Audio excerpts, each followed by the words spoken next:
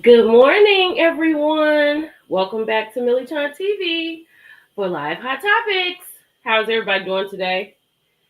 It feels like I haven't been here in a very long time.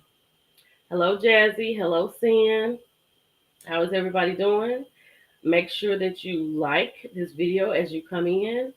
Um, Everything is, in my opinion, and for entertainment purposes only. Let me put my banner up. There we go. How's everybody doing today? I feel like I haven't been here in a minute, but I guess I am. Hey Britt, what's going on this morning? Hey Francois, I am good. I'm making it, getting a little bit better every day. It's been a little tough for you, girl, but I've been making it. Good morning, cut and paste Tisha. You were here early. Hey Candace. Hey Levon. Hold on. Um, we have a we have a visitor today, and I'm going to bring her up. So we're gonna get started with her first. Um, So Melanie Sanders is our guest today. And I don't know if you know Melanie or you remember her or you recognize her, but Melanie was on the first season of Bell Collective. And we love Mel. We absolutely love Mel. So I'm going to bring her up and we're going to get into a little of Bell Collective. We're going to get into a little of, she's on a new podcast. We're going to talk about how she feels about Bell Collective and everything. So I'm going to bring her up and we're going to get started. Good Hey, morning. good morning. Look, I'm trying to figure out why my headphones. Can you hear me okay? Yeah, I can hear you well. I wonder why my headphones not picking up. I Wait a can minute, hear let you. me let me let me try to figure out this these headphones, Millie. I thought they were on the whole time. Well, we Okay, hear you wait. loud and clear. Oh, you can okay. Well let me just because I got them in, but all I'm hearing is from the phone. Can you still see me? No, I can't see you anymore. Oh Lord. Okay, hold on. Shoot. Look, I thought I was prepared. Hold up. There you go. I can't. Well, I may as well just take them off then, cause I I don't know. They, you know how I got these little beats, honey, and Can you hear child. me? I hear you, but it's Okay. small. I don't Okay. know, but that's okay. We fine. I'm gonna figure out. I wonder how I could do it. But anyway, it's cool. Yes. So Mel is some people said they didn't remember you from Bell Collective. Um there are content creators in here. Good morning, Color Entertain. Hey Chanel. Chanel said that. So let's do a brief introduction so we know Okay. who you are. Yes. Go Okay. So ahead. I'm Melanie. Oh, for me, okay. I'm Melanie Sanders. I'm from Vicksburg, Mississippi originally, but I've been living in Jackson for shoot 8 years, but in Mississippi for probably 10 because I spent most of uh, my adult life in Atlanta because I'm a graduate of Spelman College. Mm-hmm. And I went on to become Miss Atlanta and I've been Yeah. on American Idol and all those different things. And I came back home to Mississippi where I began my PR business. And see, I felt like I was doing PR when I was Miss Atlanta, and somebody actually said my godmother was like, "You really should make a business out of this because you are like the ultimate connector, and you've Oh had wow. enough experience to help people with their brands and with their public persona." So I was like, "Okay," moved Okay. back to Mississippi, and that's here I am. I'm back. Okay. Let me do this real quick. Yeah. Happy Oh Incorporated yeah. Day Oh to my the gosh. soror. What you're not going to do is change our name. Shout out to Soror Nelly Quanda. Hi, Soror. So I had to do that. So Mel is the soror of Alpha Kappa Alpha Sorority Incorporated. Yes. Alpha So Kappa. let me say the way I met Mel was on Bell Collective. And you came on as Latrice's friend, correct? Correct. And her publicist. And Uh-huh. her publicist. I saw you did a lot of stuff for her. And so then you just kind of went away. And before Sophia and Akeisha came on, we were Uh-huh. hoping that you will become a Belle. So why did you not become a Belle, ma'am? I don't know. I don't know. I was a friend to the show. I actually was on the first. I was really present on the first season, as you Mhm. said. Second season came on in too, but then phased on out. I think that they wanted to focus more on the girls and Okay. their families and the husbands. Okay. So, and then Millie, I have to wonder too. I wasn't thinking about like being a belle. I'm always in PR mode. Sometimes that's kind of like a hindrance for me because Okay. I wanted to help Latrice. Mm. And I'm a real friend of hers in real life. So it was a pleasure. It was fun to come on as a friend to the show. But I was really surprised at how many people. I went to BravoCon in New York with Sheree Whitfield, who was one of my clients too. Mhm. And I was surprised. I was shocked, Millie, that people were stopping me asking about Bell Collective, and I'm just like Why are you shocked? I'm girl because I wouldn't remember me either. I mean, I Mel, don't have you are memorable. You are well, memorable. Like I know people maybe they didn't see a lot of you, but people in the comments, people like you're tall, you're really beautiful, and you have a very charismatic attitude. Like you're so bubbly.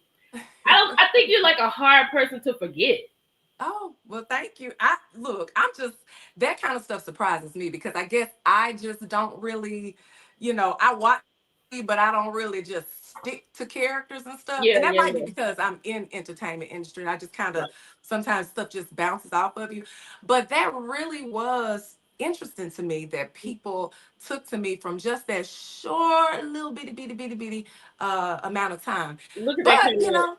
Look at that yeah. comment, baby. That runway walk, that body, she is too.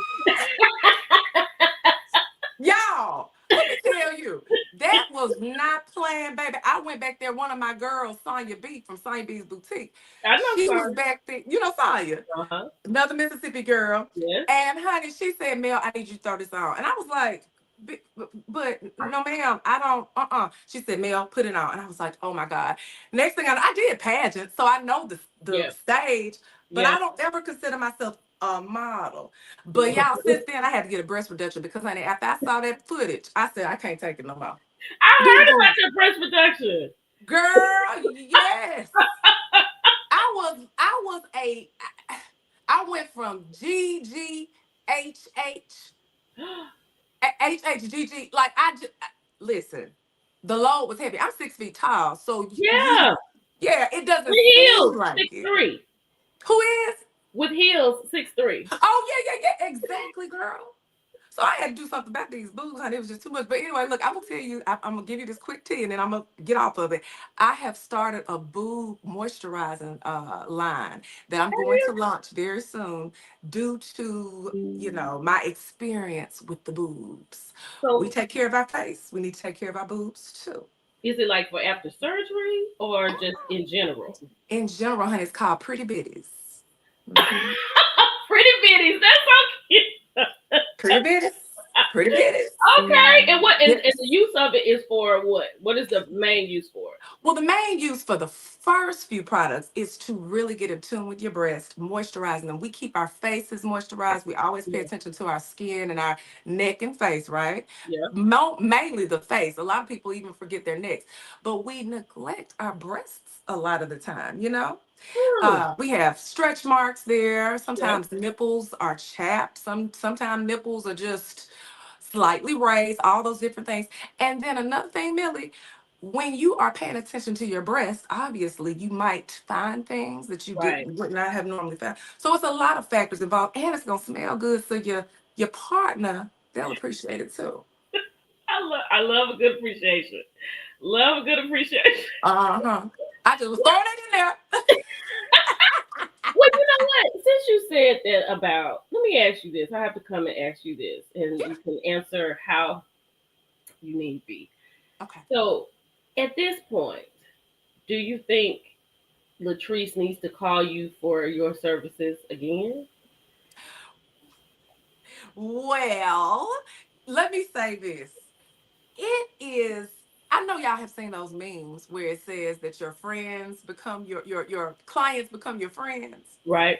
That's a very real thing. And I was so torn working with Latrice in the beginning stages because that's my friend. Right. But, I have to be a professional as well. So we kind of didn't, we just said, you know what? We love these my sisters. So it's hard to be your sister and your PR person. So Yeah. that's how I kind of, we didn't even, it was just kind of like an unspoken thing. We just kind Yeah. of went on and. But I will say this. I definitely, we Mhm. have talked since some of the last things because, Yeah. I wasn't really paying attention to a lot of things until they were over with. Yeah. Like, I have to be honest, I would catch the show after it was over, or when I would see you say something, or when I see other people mention things about what was going on in the show, then it sparked my attention. Okay. But I didn't say, hey Latrice, girl, why did you say this, that, and another, until we were talking way down. You know what I mean? So Yeah. it's kind of my fault because I really should have been paying attention just out of professionalism. But when you're so used to being out that role, it's kind Hmm. of like, So she really needed your help. well, she does have somebody that Okay. that Good. that helps. Yeah, it's somebody, and I wouldn't want to step on their toes either. But Right. I'm Right. gonna tell you something about PR. And even with me, I try to PR myself. Mhm. We can tell people what to say, how to say it, give suggestions. But Mhm. baby, sometimes when those lights come on and your emotions get into it, Yeah. you'll go all the way off script. I, And that's just what it is. And I feel like I've done it definitely. And I knew better. I knew I wasn't supposed to be saying some stuff that I said. okay. I can understand that. Some Monica said Letitia needs her services. Oh Lord, Tisha. Well, I mean, Yeah. Okay. Okay. and Tisha, look, this is the thing.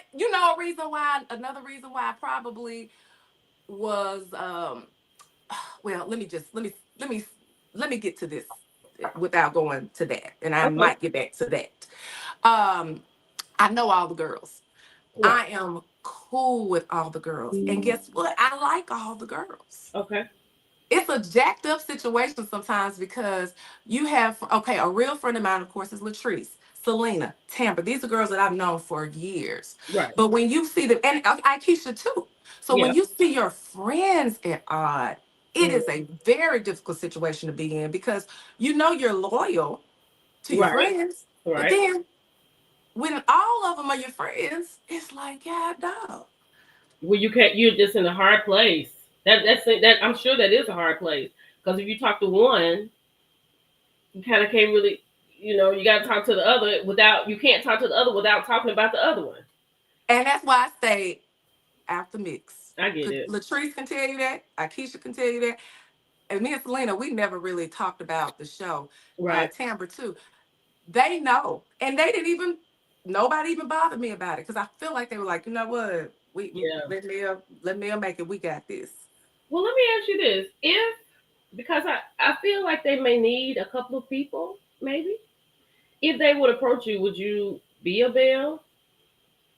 I wouldn't But mind. your attitude is really like it gives me girls like I love the girls on the Housewives, when they do their thing, and you give me Mhm. that. It's not they seem so combative so much, but Yeah, you wouldn't do that. You know what I'm saying? I don't yeah. see you in those type of areas. So hmm what would you I try to deal with people in real life ways. It's not about TV. It's about real life. And to me, my personal style of play or of life, however you want to put it, I am not a rah rah rah rah girl. If I got an right, issue with you, I'm gonna pull you to the side. I want to look you in your eye.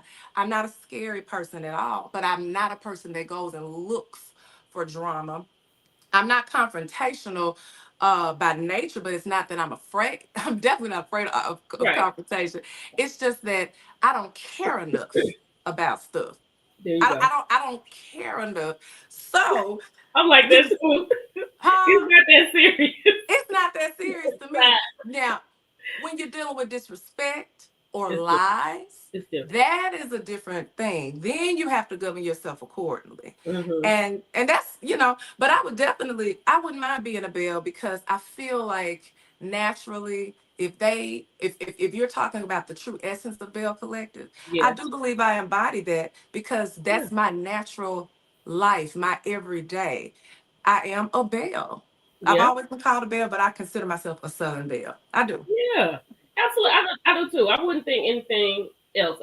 After seeing you and all that and just talking to you, I feel like that too. But that would be a good positive. I think that would be a good if they were looking, if they asked. I Yeah. think it would be a good positive direction for Bill Thank you. Collective. Thank you. I'm You here if they know? need me. Look. So Miss Atlanta. Yeah. So like you're gonna be on what's his name? The new podcast, Oh, delay. The delay the, show. the Delay Show. He is hilarious. Girl. He is hilarious.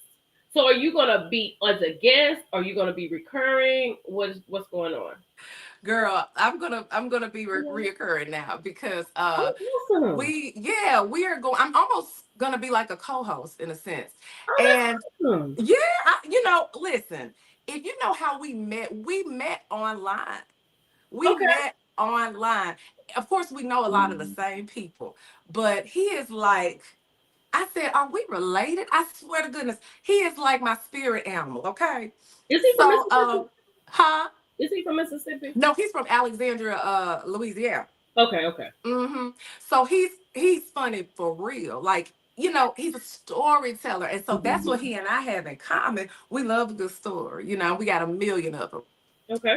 So the show, I'm gonna go to Atlanta actually this weekend, and we're gonna do some more filming, and we might bring another Mississippi girl on too. He told me. Okay. So her name is Star or something like that. I haven't met her before, Okay. but yeah, the show is gonna be basically about just storytelling, life. Of course, it's gonna be humorous because Yes, I know. that's just what life is for us, Yes. and I think it's gonna be fun, girl. So I'm gonna keep you posted. Yeah, keep me posted. When are y'all thinking that y'all gonna launch this? I was just gonna ask him. I really am not sure what date or exactly when he's about to Okay. go on tour in February. So he's gonna be Okay. gone most of February, and then he'll even be in Mississippi in April. But knowing him, it's gonna be within the next month or two. Like Okay, then I okay, wouldn't yeah, be let me surprised. know.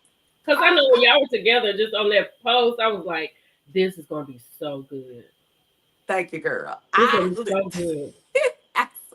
If Oh, I'm you so know some excited. of the stories, Millie, you got to remember, this man has traveled the world, of course, so Yeah. he's got experience galore.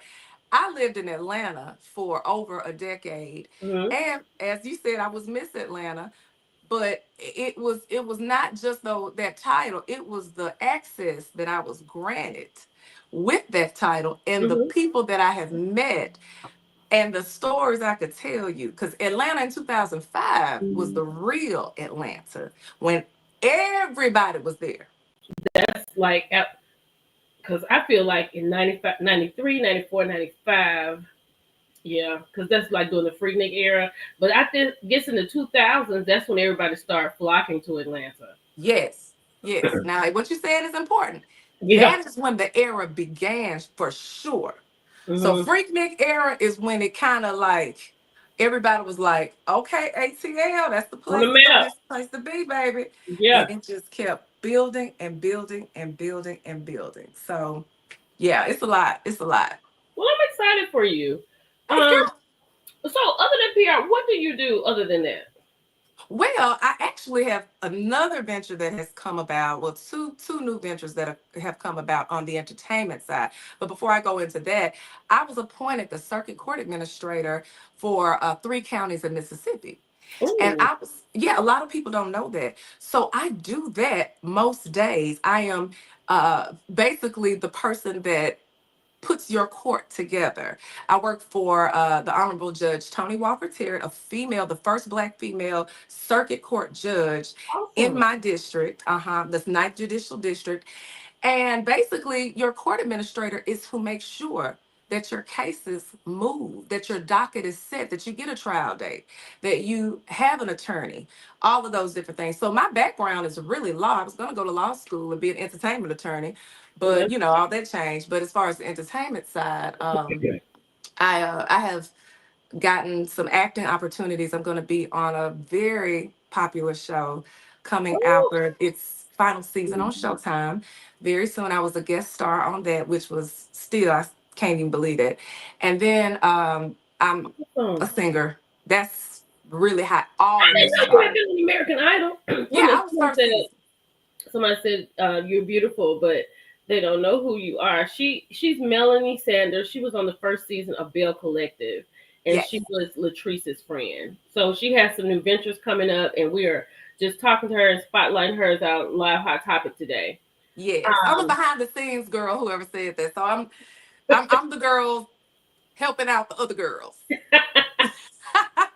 I worked with a lot of people. I was Nene Leak's manager and helped her with her really? PR. Yeah, Nene. Sheree actually introduced me to Nene when they were doing the Housewives because they were looking for cast. And my thing was, well, I definitely am not married, so I knew that wasn't my thing. So we all None of connected on that. Hmm. I think you would have fit right on in, Mel. Girl, I look back sometimes and I'm like, You would I have was fit so right on in. timid. I was timid back then, but I knew all of them. Kim happened to be my best girlfriend's neighbor. Their houses Really? were connected. That townhouse. My girl Well, she Tracy. live in those sub levels. Huh? Did she live in those little sub levels? Yes, girl, let me tell you. Kim, I never forget Kim. So the world is connected. When I met Kim Zozeric, that woman had the most exquisite jewelry I have ever seen. Do you hear me? I mean, Really? seriously. Well, But they she was, talk about it. So, oh yeah, and he was a true, truly wealthy man. Okay, so oh girl, yeah, baby, she have you ever was. met Big Papa? You ever met him? No, I did see him one time, but I had never officially met him. No, no, Ooh, I didn't even oh know I man, was, you full of the tea today, girl. Wait a minute. baby. The Atlanta tea is it's unforgettable. But yeah, those Mhm. girls are real. Sheree, I mean, people don't know Sheree. How is she? How is she as a person? Like, she just seems sometimes just so timid and shuffled to me. Yeah, that's Sheree's personality, really. Okay. Well, when I say her personality, she's a Mhm. naturally sweet person, Okay. but she's also very guarded Yeah. because of her good nature. She does not like outwardly, she's not like outwardly like, oh, come here, give me a hug. You got to get to that point with her. And I think it comes across as if she's nervous or skittish or whatever, but Mhm. she's really just kind of like, I don't know if I feel like exerting this energy on this person. Yeah. No. What does Sheree do right now, though? I think that's a big question on everybody's mind. Like, what is she actually doing day to day? Well, believe it or not, Sheree actually is working on her She by Sheree, but she also is a writer. People don't even know that. Sheree is a writer. I know she So, wrote a book. I remember that book she wrote. I hmm remember she hmm wrote a book. yeah. So quietly, Sheree, she doesn't just have that one book. She is always doing things creatively behind the scenes. Okay. And yeah, and so, those things, quiet as kept, do benefit people. People just don't know. The book industry is huge, and Yeah. there's a lot of money to be made in that industry. You don't even have to put your name on a book to benefit from helping write or writing a book. Right. Because Hmm. that's a big question that me along with everybody else has. Yeah. Like when we I think the last time we really saw Sheree was when she was on the election trail and everything. The And yeah, that's the last time I've really seen her. I haven't seen uh-huh. her since then. And that is always a question. Like, what does she actually do? And then remember this too. Sheree has when I call her old Atlanta too. Sheree was the girl. When I was in college, she had a boutique called Bella Azul. I remember that. Extremely high ear clothes. Hmm. But that girl, she did get. she did well with it, but she was good with investing and doing what she needed to do. Her husband at the time, I think, Bob was a Stanford. I think he's a Stanford graduate, if I'm not mistaken. Yes, he I is. don't know. So when things were good, he made sure that she was good. So she was just able to maintain a lot of that stuff. So people joke about her finances and stuff, but it's hard being a single woman Yeah. with access to a lot of money. So you're gonna make some mistakes here and there, but Yeah. she's just blessed to be able to keep it together. Well, I'm glad. I was so glad. Did you talk to her during her Martell era? Did you tell her, Yeah, girl, no? No. I did. Friend, no. Let What me did you tell tell you, her, Bill? Please tell my me what you told her. Please. girl, my girl, huh? Please tell me what you told her. Listen, I didn't even say anything at first because I really was just wondering was Martell gonna even make the cut, baby. My grandmama though, rest her soul, she passed away in July. But listen, she told me like this time last February, she said, Mel, call Sheree right now. And you tell her that Martell ain't no good for her. You tell her I said that. Tell her I said it. Call her right now. And I said, Mama, I'm not about to call I'm not about to call her. She said, Girl, she call her. knew it. She knew it, Jesus. She knew it. I'll say this, in my personal opinion, I know she wouldn't mind me saying this. I witnessed how much he seemed to really he liked her a lot. I mean, Really? I was just like I would have her phone sometime when we were at BravoCon, and he was the caller. He was the guy that was proud. He wanted to be on live while she was doing her events because I'm he sure. wanted to see what was going on. And I was like, okay, I appreciate that. I appreciate that. So, Yeah. what you think, Millie? I'm Mm-mm. I believe he wanted to be on live. I believe he wanted to be on live to be seen. Uh I huh. do believe that. Yeah. Like when she was with Al and he called her in the restaurant, I'm just glad that that part is That over. era is over. Yeah, because I think like during the time when she was on Love and Marriage Huntsville, I was trying to figure out why is she coming to the door. And I'm not saying that she had to sleep with him. I'm not saying that. But she Uh should huh. have been coming down the steps instead of ringing the doorbell. I I was didn't like, see that. what? Girl, she was there for his launch of his what's the name of that magazine he was on? He was on a magazine cover. Okay, cause see, just like Latrice, that's my real friend. So I said, let's switch folks over. So I got on about and Yeah, just leave that alone. Girl, yeah, she was down I there for missed that. she was around there for the magazine cover and he was I mean, it was like I was so mad because he didn't treat her as if like the way he was at her house is not how he was there. People were talking to Sheree. I would feel like he needed to hold her hand. She should be right behind him. But it wasn't like that. And I was like, Sheree got to get out of here. She Hmm. got to get out of here because this If is I'm not disrespect. mistaken, it was not long after that that she went on and kept it moving. I Yeah. guess because if it was talking about when they were filming for Huntsville, Yeah. I'm sure I don't think it was too long after that. But I didn't even see that part. Yeah. Yeah. Yes, ma'am. So wait a minute. Let me go back to the Mississippi thing. You said Mhm. that you work in a circuit court, right? Is that what you said? Yes. Uh huh. Uh huh. What is going on with the mayor, girl? Oh, in Jackson. Yes. How is Well, that going? Because I've been talking about that. oh yeah. You know what? It's the federal side. Now, I have to Oh, say that's okay. the federal stuff. I don't know anything about the federal side. If you talking about state court, I Okay. got you. But the Okay. federal side, the only thing that I have heard is that they are going to move the trial further down. But I don't know. I just that whole thing seems so weird to me, Millie, It's because it's wild. like I just don't know. I feel like I hope that it pans out to not be what they're saying it is. It's kind of hard. It's gonna be kind of hard with the photos and all. It's gonna be kind of hard. Yeah, I It's gonna hate be kind of hard. that. Yeah. I hate that. But we'll see. It's definitely mm, No, exactly. it's so Exactly. crazy. Like It it's is. our politicians, they're targeted and some go for it, some don't. Mhm. It's just it's hard to mm-mm, I know. Well, baby. So if you could give, like, we have some content creators in here, some people aspiring, myself and other people. If you could give us like a PR tip, what would be something, just a little something that we could do to up our game? Mm. Well, you know what? I like to always look at things. One thing about my company is called Lux Life PR, public relations, but it's Mhm. brand management too. I feel like people should always consider things. What is going to make a memory? What will the world remember about something that you are doing? Creating a memory is the ultimate of sales. And content, all it is at the end of the day is sales. You're Yeah. just trying to, create a memory, tap into people's hearts, minds, whatever is going to stick to them.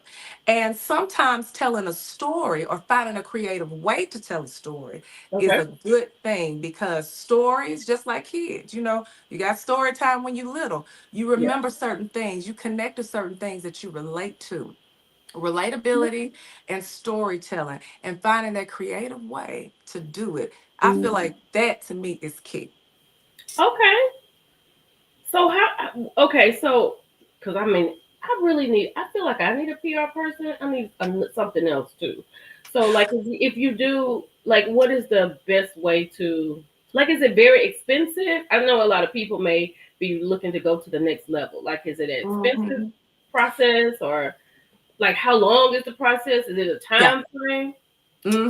I like to say that it's a necessary luxury to have Okay. somebody that can help you with your public relations. Okay. It can be expensive, but it just depends on what your real goal is. Everybody's goal is to be at the top, but Right. Right. sometimes you have to start really at the bottom, because one thing I've noticed about a lot of people that come and ask about PR services, they don't have a clue. They just want to be on the red carpet. They want to instantly go to Mm, BET Awards. They instantly want to have 100,000 followers. But that story I was telling you about, sometimes that is what you need to start building your right. persona. Because who gonna care about you if you're on Right. the BET red Yeah. carpet and they don't know who you are. That's right. That's right. So That's right. build a story, or make people wonder, who the hell is that? Yeah. If it's style, and all that is PR, styling, imaging. When you walk in a room, they be like, girl, who the hell is that? That bitch is Okay. tough. Who is that? So starting a conversation, making the conversation, whatever that means. So yeah, it can be expensive, but it's a necessary expense, a necessary luxury. Okay. Okay. Hmm. All right, that's good because I always wonder how did that work? Is it something like daily, or is like okay, this is coming up? Okay. Yeah. Okay. And you just reminded me, Millie. I feel like me and you talked like 2 years ago or something like that. Hmm. I think, but let me tell you this. Around that time, girl, I was in a crazy relationship. Thought I was about to get married, got a ring and all this stuff. I remember I, that. baby, I wasn't thinking about no PR. I remember that. I remember that, man. You That's was what like, I was like, I still wear my ring. I mean, that's a controversy because a lot of people be like, why you wear your ring? But "Ooh, I'm gonna let you finish that, and then I want to talk about that before you go." But oh, go go ahead, ahead, go ahead. go ahead, finish Well, your oh, that's thing. all.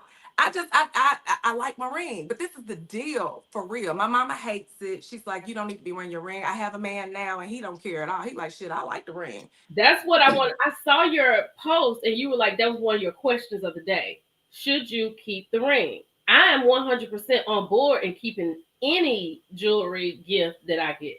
Right. Okay, okay, But you have to have a very secure man. You know what I'm saying? very, Because that ring was given to you at a certain moment, certain time. yeah, But if you have that detached, and on the other hand, then it's just jewelry. yeah. Baby, it's just jewelry to me, and I'm gonna tell you this, and I really do mean this. If I showed my ex, or let's just say you held this ring up to my ex right now, I don't even think he would know what it was. He wouldn't even remember it. Really? Oh yeah, I designed that ring. I designed it. I did everything. Th- He didn't care about the ring, which was really how he felt about the relationship. He just thought the ring was like, let me just get it for her. So Mm, rings don't mean a thing. You know, not to say, not to quote our girl, but Yeah. rings and all that kind of stuff. So in this situation, this ring is not symbolic of a relationship. This is just a piece of jewelry that I actually like, and that I Yeah. creatively put together. Yeah. Got the diamond, got it made, and that's the only thing I think about it. So, and my man knows that he don't care. Well, that's good. That's good, and that's excellent. You don't have that pushback because I can see a lot of people having a lot of pushback behind that. Oh yeah, they did. The poll that I put up a poll, honey, everybody said, "No, girl, you tripping. Get that ring back." No, never, Oh, never. never do that. This That is a was down weird. payment on my life, Millie. Okay. So this is mine. No, That's that's right. I know that's that's how I right. feel. Do you have anything else you would like to share? Let us know where we can follow you. Um, Yeah. Y'all are welcome to follow me at Melanie N. Sanders on Instagram. Melanie N. Sanders on Instagram. I will be giving y'all more tea on my little product line, Pretty Bitties, when it's ready. I just went tell, on and put tell, it us- out there. tell us about that again. Some people are just coming in. Oh, okay, then. I have a boob moisturizing. It's really called a body bakery, okay? It's Pretty Bitty's Body Bakery because a lot of the scents are going to be bakery inspired. The vanillas, the shortcake, the Oh, strawberries, all of those things. And the main goal is to keep our bitties pretty, moisturize them, pay attention to them, and just keeping those girls a priority in our lives because we got to make sure we take care and keep an eye on these biddies. yeah, Okay? yes, I agree. Yes, yes, yes. Okay, and how can we follow you? How can everybody follow you? Oh, at Melanie, well, you see it on the screen, Melanie Sanders, but it's Melanie N. Sanders on Instagram. Make sure you give me a follow and DM me or whatever. Yeah, I'm yeah. always ready to chat it up.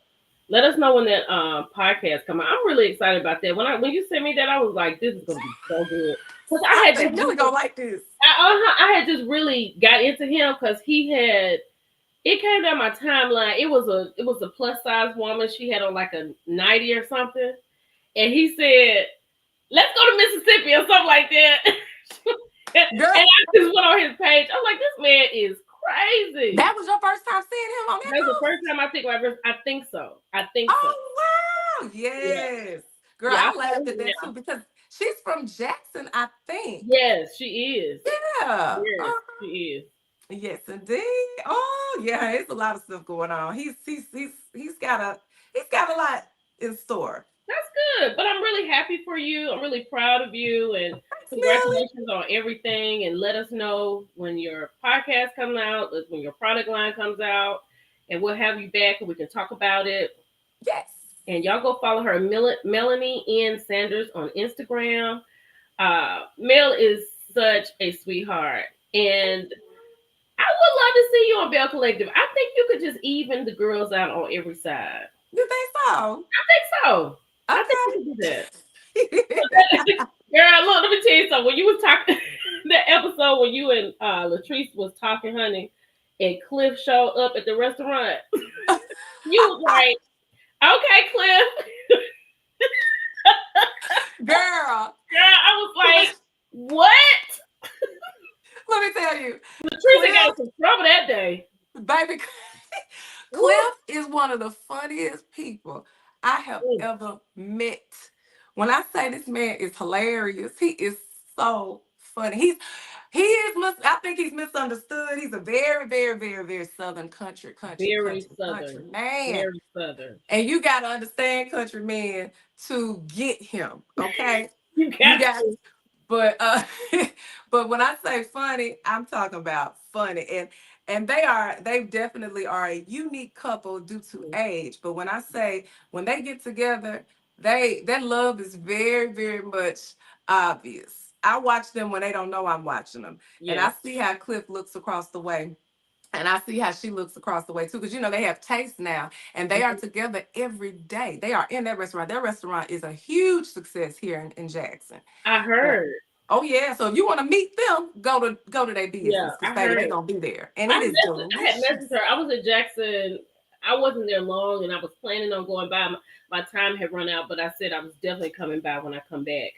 But Please do. Yeah. Please do. It is Well, you gonna love it. It's super good. And I'm not saying this on no PR stuff. I'm yeah. telling you for real. I go by myself sometime. Don't even tell Teresa I'm coming, and I go get me a booth so I can get some good food and a Yeah, good it's drink. good. I heard the food was really good. Yes, indeed. Oh, that's good.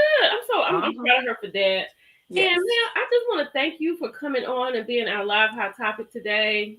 You're And welcome, it's so girl. good to talk to you. You Um, too. so we'll have you back. Okay. Anytime. Let me know. Thank you so much for coming, and I'll drop you down and I'll talk with you later. Okay, girl. Thank you so much. And thanks to everybody who I'm meeting for the first time or whatever. Yeah, yeah. Y'all go follow her, Melanie Ann Sanders on Instagram. Yes. Mel is a whole vibe. I'm telling you right now, she's a whole vibe. She is so much fun. Thank So you, I will girl. talk to you soon. Okay, girl, we'll be talking. Now, how All do I right. get up out of here now? Oh, I press leave. I'm Okay. gonna drop you down. Okay. You can say Bye, leave. y'all. You can hit leave studio too. Okay. See All you right. later. All Bye right. bye. Bye. Okay, y'all. That was so much fun, right? Mel is an awesome person, and I think I would like to see her on Bell Collective. Um, oh, I forgot to ask about that. What did she think of the fallout? Well, she was talking about the fallout between them. Like, well, not. Well, she said that her and Akeisha are really good friends, so she kind of stayed out of it. Yeah, she just kind of stayed out of it. But let's get into these hot topics, honey. Let me see, where do I want to go first? Do I want to go light? Yeah, she has really good energy. Really good energy. Let's start with this. Have you all got a hold of this? Hillman Top University. I was on Instagram and this popped up, and I went on over there and searched it. Yeah, this is a whole class. Class. Do you understand me? I made a video about it today and I posted it. It is like they're teaching everything. Now, I do know that if something happens to TikTok, they are going to go on over to YouTube. If it's my understanding, that's what's going to happen.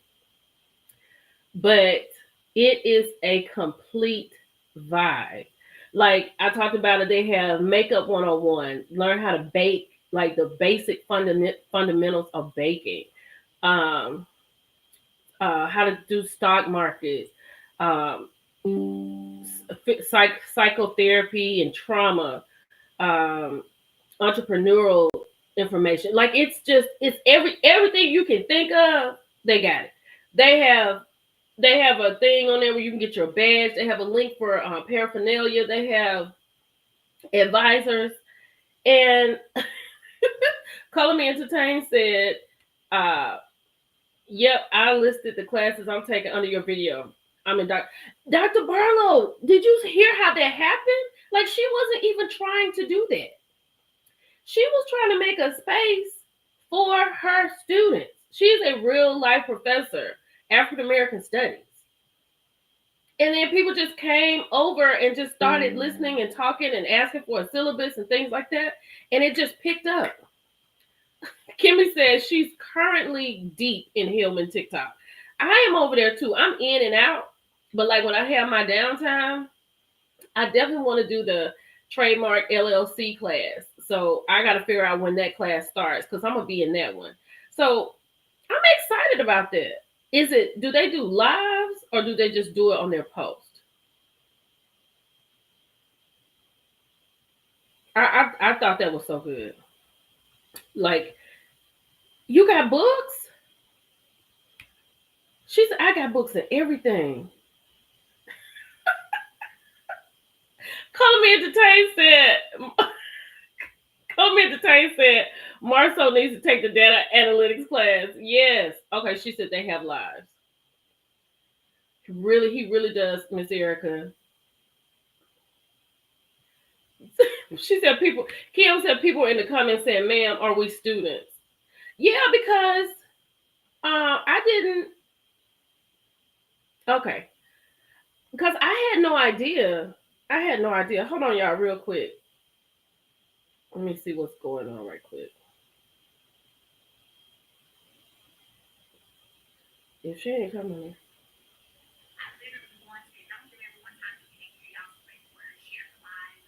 Hold on, y'all. Let's listen. I literally wanted to, go all out like a mom does. Okay, This is Mel on her live. we gonna, that girl said they wanted Chick-fil-A sandwiches. Oh wait a minute, Mel's talking about Chick-fil-A sandwiches. We'll come back. Okay, let's go to the next one. Um, what's next? Did y'all get into this? This Georgia TikTok student went viral. She was dancing over a disabled person's head. It was a male.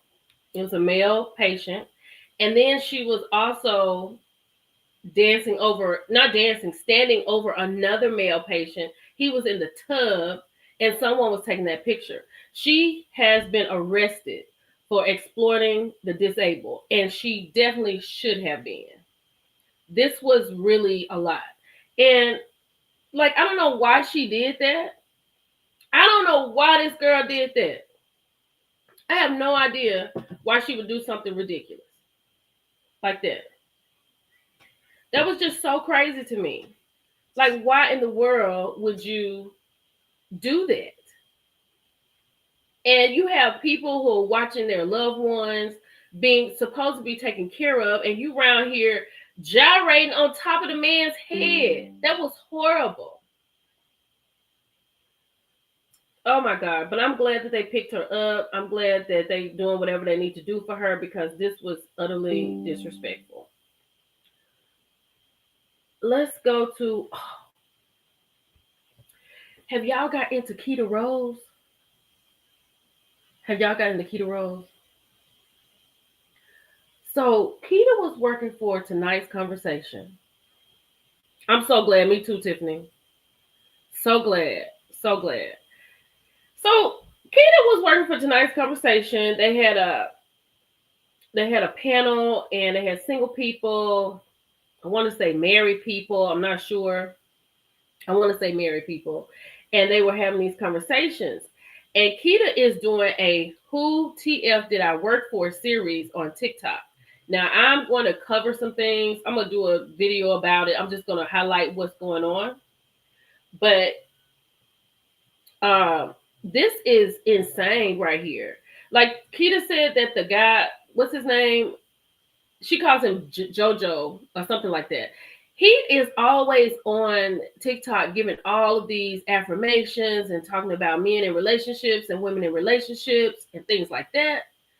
Kimmy said this is the wildest. Hold on, let me get Kimmy's up here.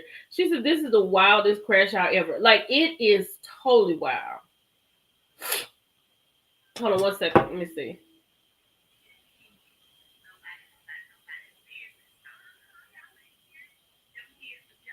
Okay, she ain't coming in right now.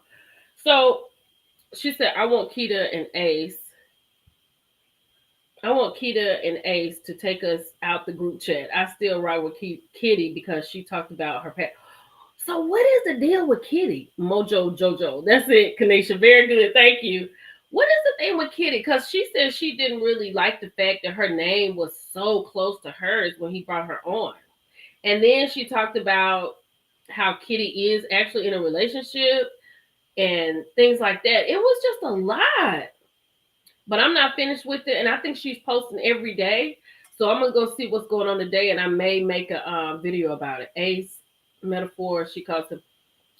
Yeah, Ace. Like he did, like he would say a lot of things that made a lot of sense. But she was saying that he actually got this idea from someone else, but because he was able to market it well, he marketed it. Yeah. And so he took it from somebody else. And then she was talking about the money. She was talking about like she worked for the radio station here in Dallas and she left because they wanted to drop her pay down. And then it was a whole nother thing. So I'm gonna cover it. I'm gonna cover it. I like Keita Rose. I really like her. I've always liked her. But let's get into I'm gonna get into this real quick because this is going on in our world. So oh, okay. Shay said Keita and Randy did a live, and she felt that Kitty pushed Randy out. hold on, push Randy out so her beef with Kitty is really Randy's beef. Let's get into this real quick, y'all. So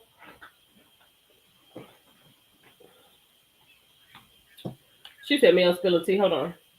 Keep doing it, and I've been doing it. I've been doing it, Hold on, let's and listen. that was a time I posted a scripture the other day. You know, Let's there's a listen to me time for real quick. I peace, said there's this a down. time for war, and I do feel like there's a time to be silent, and there's a time to speak out. And sometimes, as the Scorpio in me, I'll say, I will pull back, which you guys have been able to see a lot by way of this show. When I start feeling a different energy or questionable energy, I will pull back and just observe. I'm going to pull back and I'm going to watch your moves. I'm going to see what you do, how you move, who you're talking to, how you're talking. And I'm going to just watch. And then from there, I'll be able to make the determination of whether or not this is something or someone that needs to be in my life or not, right? Ooh. And so that's kind of what I've been doing, sitting back, trying to see what hand people were going to play, what people were going to do, what they were going to say. And it's been interesting. It's been interesting. It's been disheartening. It has been saddening to an extent, but it's also been confirmation for me. Uh-oh. Sorry, y'all. For me. It's also been confirmation for me just by sitting. Now I'm gonna be honest with you all. Uh-oh. I have not been watching the show this season. So I may have to rely on some of you all who have been watching to help me through maybe some things I missed or that I don't know that maybe made the cut or not. Y'all hear? Because I just, honestly, I've only seen clips here and there. Sometimes I'll scroll on Instagram and I'll see clips of the show and I'll keep scrolling because I don't want to see it. But sometimes I watch the clips that pop up on Instagram. And so I have seen some of the clips. I have not seen one full episode this entire season. So y'all probably gonna have to help me some. But I can speak to and attest to the things that I was a part of that are factual, that I know to be facts. So the first thing I'm gonna do, I'm gonna start out with, and I'm gonna tell y'all this right now too. This is not gonna be a back and forth thing. It's not gonna be a situation to where I'm gonna speak today and oh, somebody's gonna say something tomorrow and oh, Mel's gonna come back and say something else. I'm gonna tell you right now, I'm not in the position, in the mood, in the realm mentally to do back and forth with people. That's not what I'm gonna do. So I don't want you to think there's about to be some turned up anything because if anybody says something else coming back, it's not. I'm gonna lay out the facts. I'm going to give y'all the receipts. I will probably do an extended at some point. An extended sit-down interview that will be a one-time sit-down as well, 9 times out of 10. But I'm not doing back and forth with anybody. So I don't want y'all to think that that's what's about to happen because that's not what's going to happen. So let's get into it. I have watched this season of filming and the scenes I've been in and the clips that I've seen and I've been privy to. Let me see if I can get this up here. I've watched, and the one word that I have come up with that I would use to describe all that has been going on and the people involved, there's one word which I've shared with my team months ago, and that word is delusional. Ooh. The word is delusional. I'm like, they delusional. Like, this is crazy. I've never seen me firsthand someone who has been a victim of something be attempted to be made out to be the villain. Someone who has been a victim of something be attempted to be made out to be the villain. Right? until this show.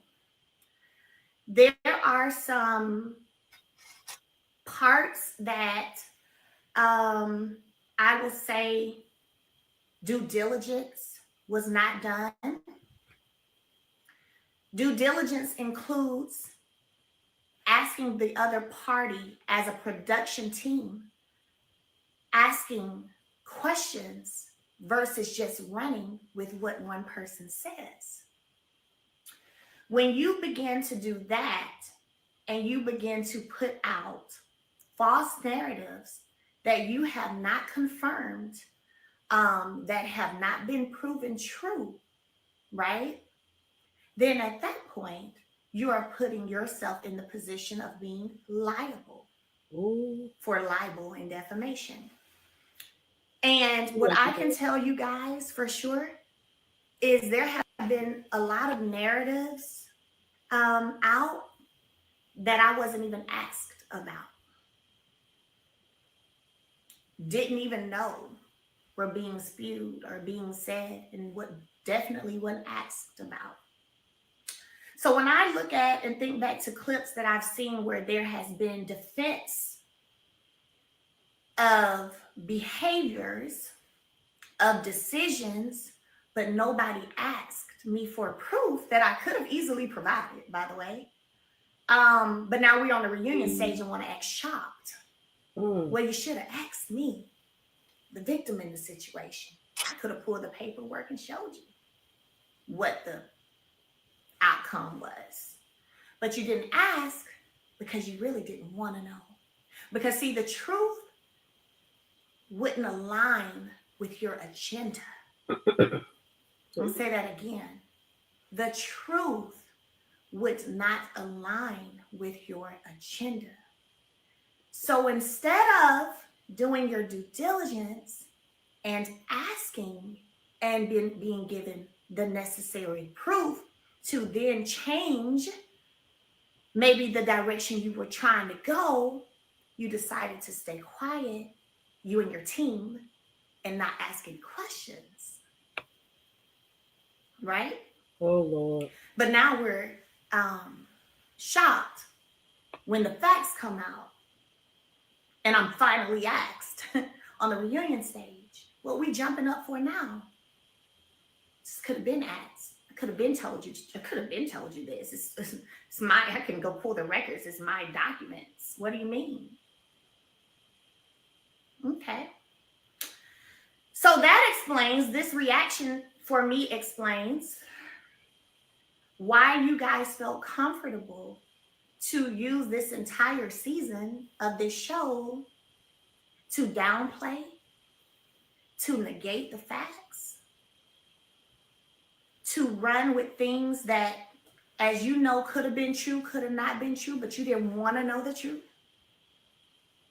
And to build people up to think that maybe the other part was the truth.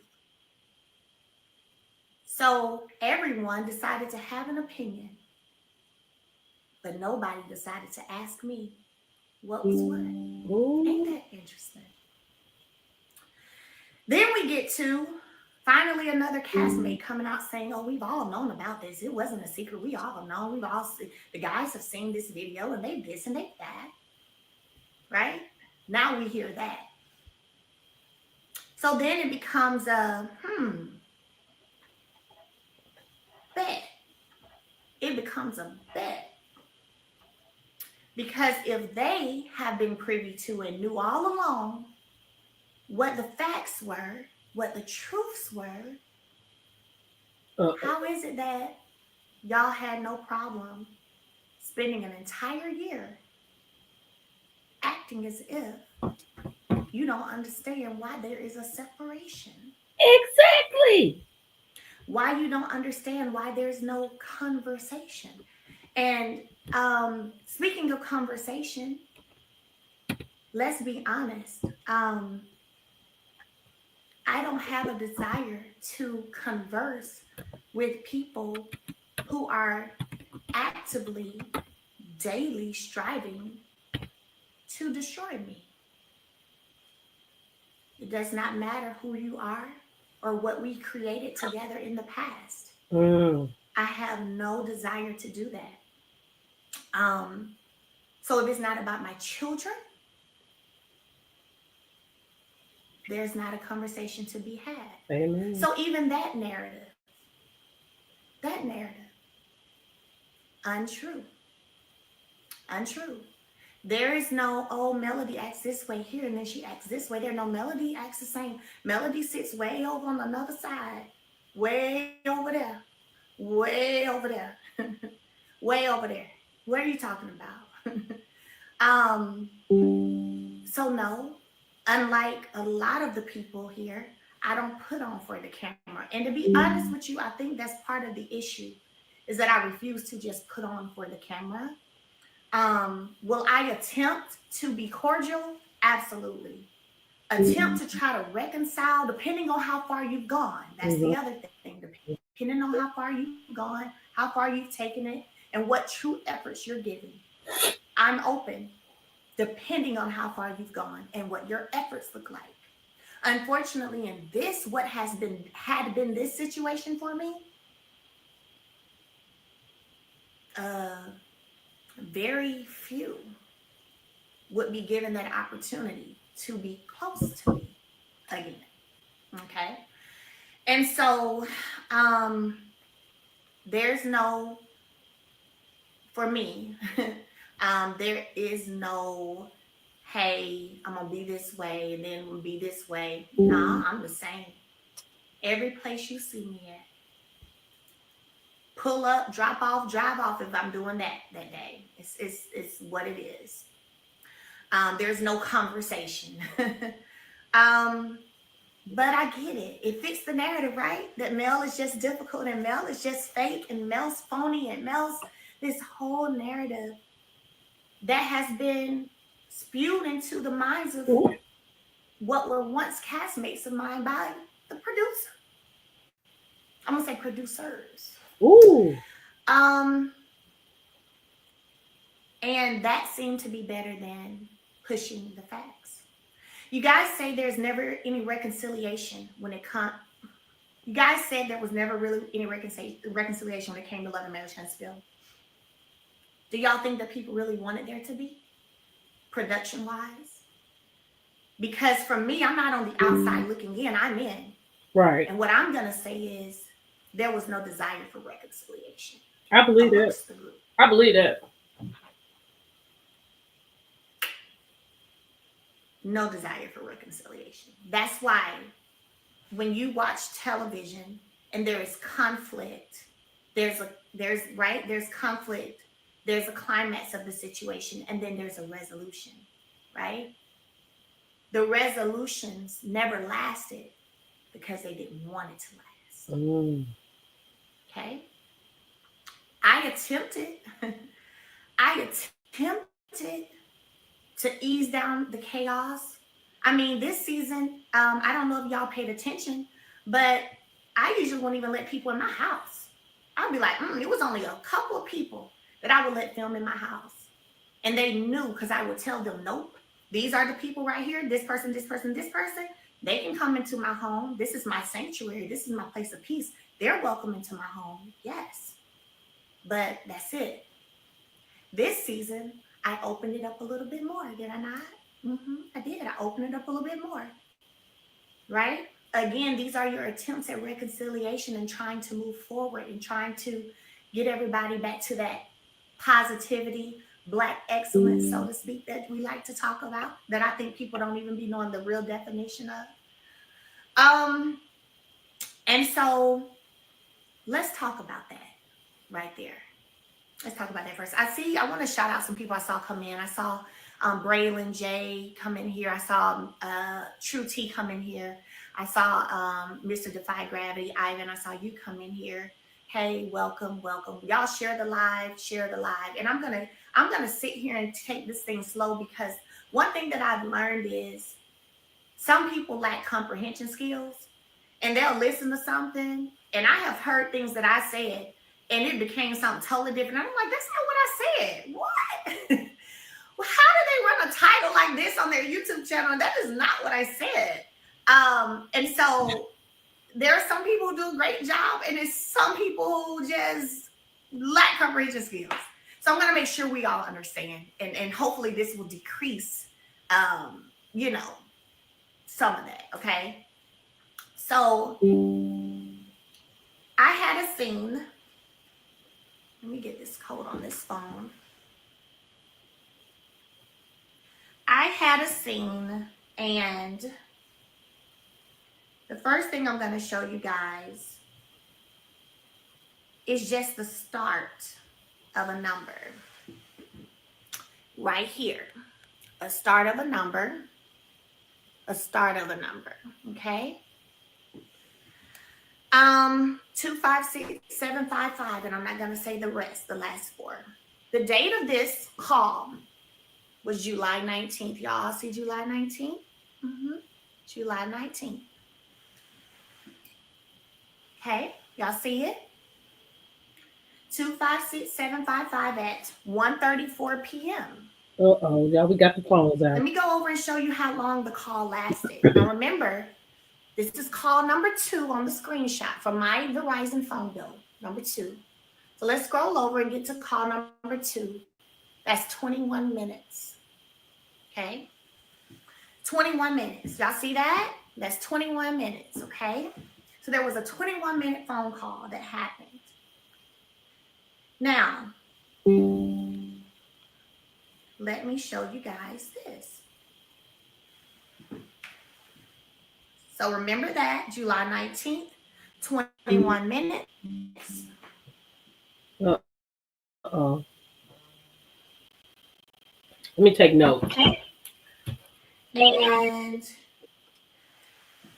here is July. Can y'all see that? Let me tell you what it says. There's Friday, July 19th, scene 1 melody, 11:30 a.m., 106 Jefferson. Let's look right here. And I'm going to bring it together for y'all. But we got to do it right. There we go. There we go. July 19th. 11:30 a.m., 106 Jefferson, right? So let's go to Google and put in 106 Jefferson. Oh, yeah, we got homework.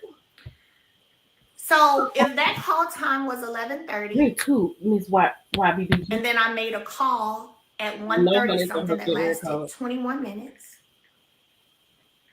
Let's talk about it. I'm going to Google 106 Jefferson for you so y'all can see the images of what 106 Jefferson is. We're going to see if it looks a little familiar to any of you. Let's see. I'm trying to look at the. It looks familiar. Is that a hotel? Can y'all tell me where that area location looks like to you guys? I got to Google it on my other phone. We in class, y'all. Can y'all see that? What space does this remind y'all of? Let me click a picture and make it bigger. 106 Jefferson. This is the rooftop bar at 106 Jefferson. Okay, we got it. Hey, Jay Taylor. So this is the rooftop bar. What does that look familiar? I'm looking for y'all. What does that look like? What is it? If y'all who've been watching, what does that look like? No, bro. This is a restaurant. I see some of y'all got it right. It's not the Absolutely. Hold on. So, yeah, y'all got it right. Oh, the scene with her and Kimmy. Hey, Miss Deborah, 69 and fine came in here. Yes, Miss Deborah. That's the scene with her. So a lot of y'all got it right. The 101 scene with Kimmy. Yes. Okay. So Kimmy and I have this scene. And when I first get there, right, I don't really want to talk about the stuff they want us to talk about. I actually didn't want to talk about it when we worked out here at my house. But let me tell you the task that was given to me. Hey, you heard about such and such? Yes, I've heard about it. Everybody knows about it. Well, none of them want to talk about it. And we ain't going to be able to not talk about it. So we need you to try to get her to talk about it. Because we can't not talk about it. It's everywhere. I'm like, all right. But look now, if she don't want to talk about it, now I'll push a little bit, but I ain't pushing too much because I ain't doing it. But okay, I'll try. Great. So we had that here at the house.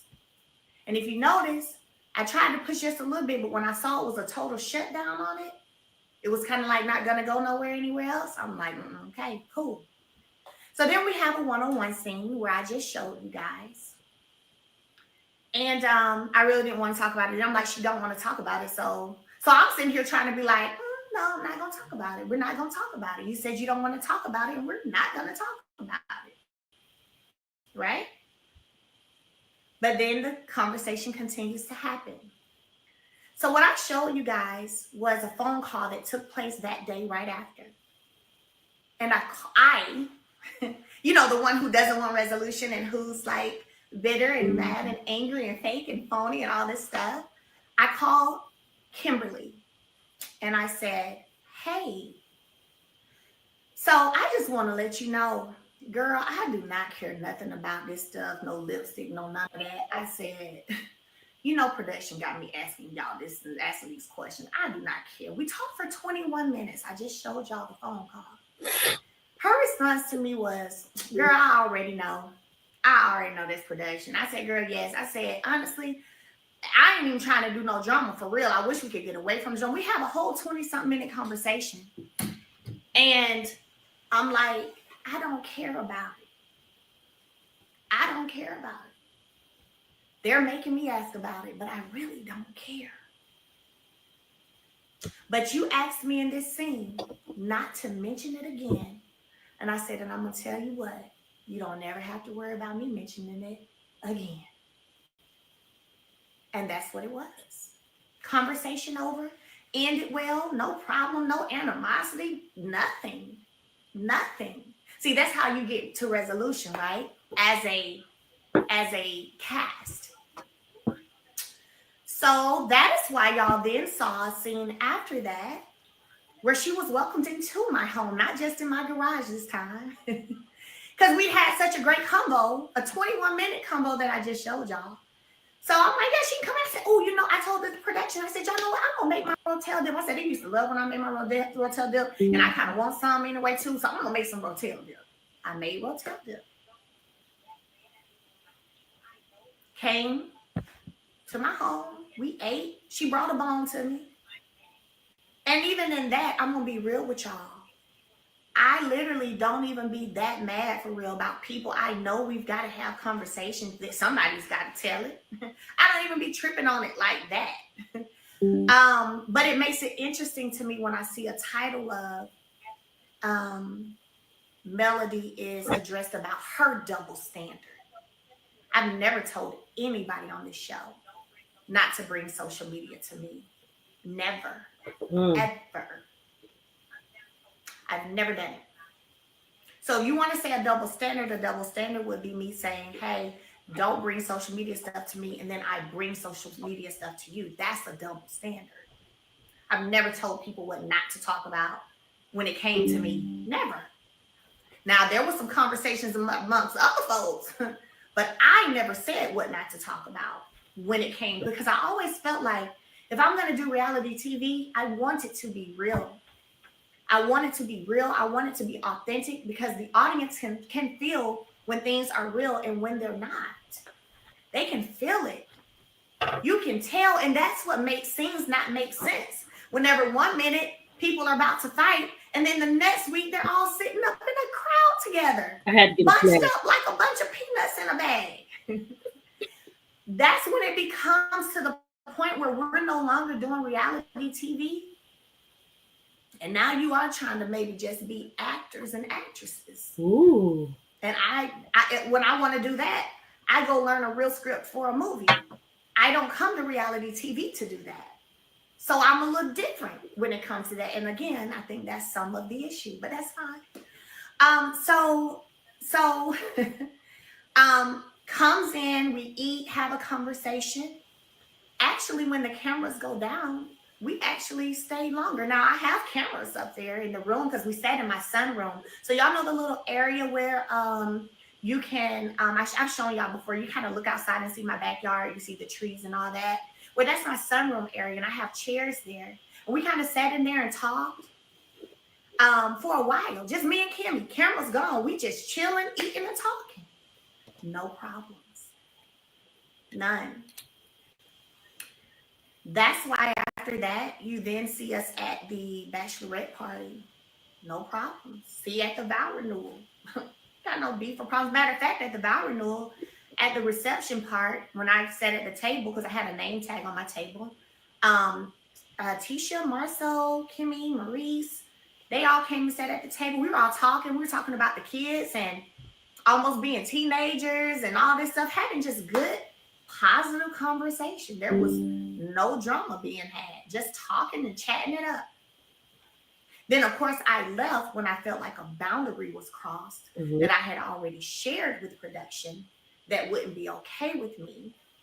So then I gracefully left. I didn't make a scene. I'm not finna go off and blow up. None of that. I gracefully, like the lady I am, got up, went over to Miss Nell and them. A part y'all didn't see is when I told her I was about to go, she called her photographer that they had paid to take pictures. Hey, Melody's about to leave. Come over here and take some pictures with us. I took some pictures with them. We took pictures. And I left. No big deal for me at all. And so at that point, no, and that's another thing. No, there was no violation of a protective order. That's another thing I noticed too. A lot of people think they know every single in and out of what has taken place when they pull documents. And some of the stuff y'all be saying that was active at the time, or this was this at the time, y'all had it all wrong. But that's another conversation for another day. So anyway, another conversation. That's good. And so it was literally me having that boundary in place myself. Me, just know that. Me. Okay. So I left. No biggie. Nothing about it. Okay. Nothing about it. And I dipped out. I dipped out because when I ran up there to tell them bye, and Miss Nell motioned for the photographer to come take the pictures, Destiny tried to run up there too and was all up in my face. And I was like, okay. And I got out of there, dipped on out, right? So that was that. But there was no order in place at that time. It was at that time. It was my boundary that I set for myself. And I've learned that a lot of people don't do well with boundaries, or they're not good at sticking to them, to the boundaries, and whatever. And so they don't understand it. So when we get to the clips y'all have seen for the reunion, considering that I've had conversation, it's been understood why these questions are being asked, but I really don't care. And we have a great conversation about it. I've already met with Maurice. We hashed it out, apologized to each other. And I told him in that scene, I said, well, Maurice, I don't know if it aired. Y'all can tell me because I don't know. But I told him in that scene, I said, well, listen, Kimmy already mentioned she would like for me not to talk about it again. I said, and I'm going to tell you like I told her. Because you ain't got to worry about me talking about it no more. That's it. And I never brought it up since. And if you think about it, the only people that I had the conversation or asked questions with was when the cameras was up filming. Nobody else I talked to on an everyday basis was I discussing some lips and red lipstick. Because I didn't really care. Okay? But I guess maybe production understands that they have more of one family on this show and they can stick together and choose not to talk about nothing. So then they got to see who can they get to ask the questions. And that's fine, right? So Maurice and I, cool, calm, collected, makeup, apologies, we good. And he even understood. I said, maybe because you're around me when there's a person in the room that I don't fool with. So maybe that's why you don't get the nice melody, because the energy's already messed up. And he said, you know what, Mel? Right. Don't know if they aired that or not, but in the real scene, he said, you right. I feel you. Because I haven't been around you like without that, because the only time y'all been around me is if we're filming, and usually everybody's there. So that was that. You know what I'm saying? And my Mimosas with Melody event happened. They came. I text Kimmy, and by the way, I also text Kimmy whenever he got arrested. I know there was a conversation about nobody reached out. There was a conversation about that nobody reached out, I think, but one or two people on this show. Do y'all want to see that text message? Oh, Because I definitely text. I definitely text Kimberly and checked on her for sure. Because again, like I've said, I understand how stuff like that as a woman can be a lot because we do carry a lot. Yes, she said that. Oh, she did say that. So let me go ahead and hold on. Let me screenshot this text for y'all. So y'all gonna have to hold on because it's gonna pause. I'm gonna screenshot it to this phone and I'm gonna show you guys. okay, y'all. What are y'all thinking, real quick? Like, what is really going on? So we know that the order of protection was not violated, so that clears that up, right? People, somebody here said they feel like Mel gonna announce, and Kimberly, y'all, they was eating me up over there on Instagram. Millie John, you're a millimeter. Millie John, Kim can do this. Now we realize that Mel and Maurice has made up, but then they want to bring this mess on the reunion. And you know they don't want resolve. When has Carlos ever wanted any resolve? Ever in life? When has Carlos King wanted that? When has he ever wanted anything like that? He can get on here talking about other shows, how girls need to. Back. Uh We oh, back. we back, y'all. We'll talk in a minute. So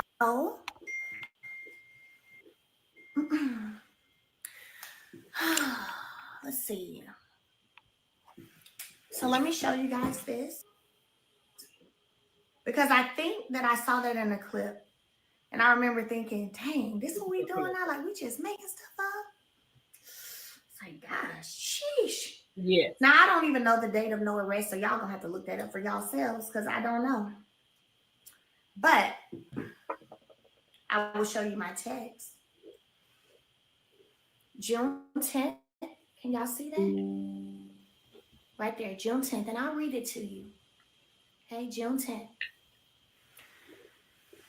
At 5:47 p.m. That's what that is. Hey Kimmy, this is Mel checking on you as I'm sure it's been a lot. So just checking on you, sending prayers.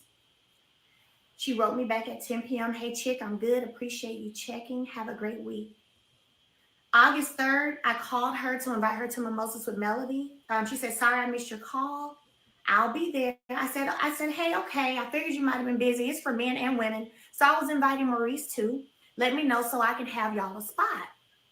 She said, no problem. I'll tell him. Again, this is all after the whole conversations about any lipstick. That stuff is resolved. It's done, over, through, complete. And then August 13th, I text her, said, hi, Kimmy and Reese. Thank you both for coming out on Saturday. Hope you enjoyed yourselves. That's right here, August 13th. They came to my Mimosas with Melody event. I also sent her this video. She was with one of my millimeters, and my photographer, I think Freddie O, captured this. And I could just tell in this video that there was a moment those two had. I didn't know what it was, but I could tell there was some kind of moment. So I sent it to her, like they were hugging, and it was something. I just knew it was something. And anyway, she ended up telling me that the lady was a survivor of cancer. And so yeah, they did have a moment, and I sent it to her. And then I sent her this picture from my photographer. I didn't have to. I sent this to them. I said, going through all the pics and videos now. We'll send you some throughout the next 2 days. That's me. That's what I said right there. Send it back.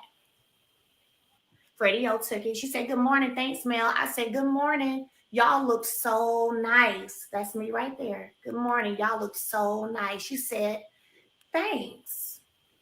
Right? She said, yeah, the pics came out really nice. That lady I hugged in the video was a 30-year breast cancer survivor. That's her right there. She said the lady was a 30-year breast cancer survivor. So again, here we are talking. There are no issues. What? Okay. Then we get to October. Nothing happens in between that, just so y'all know. The vow renewal is the finale. I was sitting at the table. They came and sat at the table. We were all talking about kids and stuff. All good. Then the reunion happens. And for one, I thank God for my team because my team is like, they're not about to let me cut a fool, no way, and get out of character because I got too much going on, too much at stake. They gon' prep talk me every time. Hey, all right, listen. You go ahead and keep your calm now. Don't let nobody come. You know they may come. Don't let nobody come for you, and don't get you out of character. I'm like, all right. I was like, I'm not. Don't worry, I'm not. So then we get there on the stage, and there's this whole different energy. It's totally different. Kind of, I ain't gonna lie. If I can be honest with y'all, it shocked me, and it's really sad. It's super, super sad, to be absolutely honest. I It's very sad. That's all I say. It's very sad.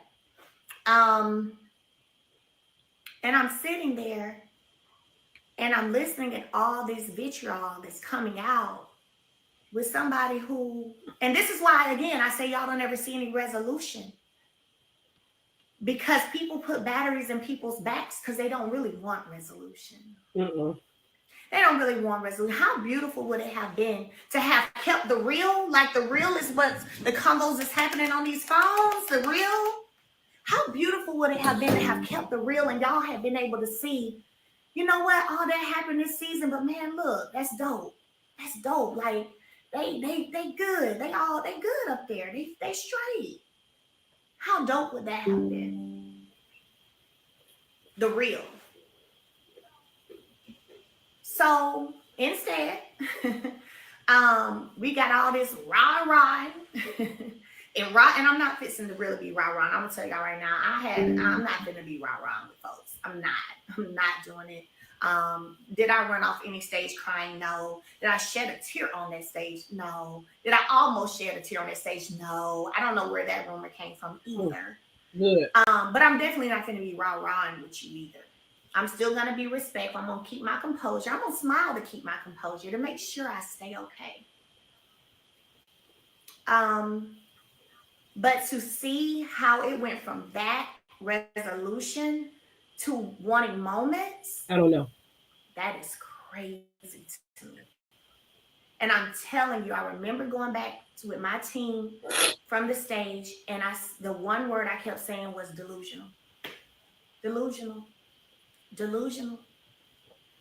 These folks delusional. That's all I can say. They delusional. Oh my gosh. How do we have conversations and there's resolution and then you get up here and act a different way? Totally different. And again, I say that is why there is y'all don't witness resolution. It's not because, oh, Melody likes to keep up mess and Melody likes to da-da-da. No, it's because you got some people who wanted promotions, more checks, or whatever the case may be, who are choosing to try to keep a mess. Like, who are choosing to, I need to have an issue with Mel on camera, who are choosing to do that. Because there's also a recording of someone on this show being told that they're not, because I inquired where they're going to a scene, being told that they are on ice. And if you're in TV, on ice means like we're not putting you in nothing right now. That they're on ice is quiet, in other words. That they're on ice because they appear to be a male supporter. Ooh. And a millimeter supporter. Ooh. Ooh. Now, my team thought I was going to quit that day. Because we all heard it. And they thought I was going to quit that day. Because then it became, you know how when you're thinking something and you kind of think you know something, but then it's kind of different whenever you really hear it. Like, you really hear it. Yes. That becomes a whole different thing. That becomes a whole different thing. Just like how you might be like, I think my man cheating. But then if you see your man cheating or you see your woman cheating, it's a whole different thing. And now I've been sitting back and I see it and it all just makes a lot of sense. It makes a lot of sense. So why there was so much energy from Kimberly can't tell y'all. I'm not going to come back here and address it again because I don't have anything. I can't tell you. I don't have anything that I can say about it. I can say that when she was going through her situation with cancer, I would check on her. I would send, and this is not just filming. I know y'all saw me go to her house one day with some white roses or something when we were filming a scene, she and I. But I sent flowers outside of camera. It wasn't just about camera time for me. See, this is when you talk about people not maybe being able to see eye and eye, but we know when to show up and pull up for each other, right? Period. So I sent flowers just because I'm like, let me put a smile on her face that she probably, she's got a lot she's going through. I've had paid to have a meal made and sent over. I think we ended up talking about on the reunion one season. That wasn't filmed. That wasn't nothing. I ain't post about it. It wasn't, it was just me trying to be a kind person. Because again, even though we ain't kicking it and hanging like we used to, if there was ever what you would have considered a real friendship, you show up for each other. You show up for each other. Now, if you ask me, has she ever showed up for me? No. Ooh. No. Ooh. No. Even when it came to the party, the cancer party thing we did for the show, her beating cancer. Whenever we had the conversation in production, I was like, I've been wanting to do something for us. I said, I'm gonna be real. I was just gonna set up like I told them I want to set up like a massage thing or whatever. And I think they said, well, Tisha was doing some kind of massage something, so you can do something else. But that was real. That was real. And so, yeah. But can I say that there's been a show up for me? No. And I don't let it get to me too bad, because one thing I know is it's not where you sow. You don't reap where you sow. You reap what you sow. That's right. So at the end of the day, God is still sending the right people in my life to show me and give me and reciprocate, right? So it's all good. Let's talk about Trish. Ooh. Y'all ready for it? Yes, girl. Come on. Y'all ready for it? Let's go. Oh, let me get a sip of my grape juice, baby. We're taking this thing low and slow and low and Everybody low, can because I need y'all to know the Everybody facts, and I need y'all to comprehend it and understand. Let's get into it. This is fantastic. Trish. Right? Never met Trish, had never heard of her. Didn't know anything about her. Love you too, Canavis. Didn't know anything about her. So no reason to have a problem with her. The first time I heard of issue, or not even issue, but the conspiracy stuff, was on the girls trip. I had never heard about it before. Nobody had said anything to me about it. So I sat there and listened. And I'll be real with y'all, I didn't care. And that's why I just sat there and listened. Because I didn't care. I didn't care. I felt like whatever happened after I left April 4th, 2020, I don't care. I don't care. So I sat there with no expression because I didn't care.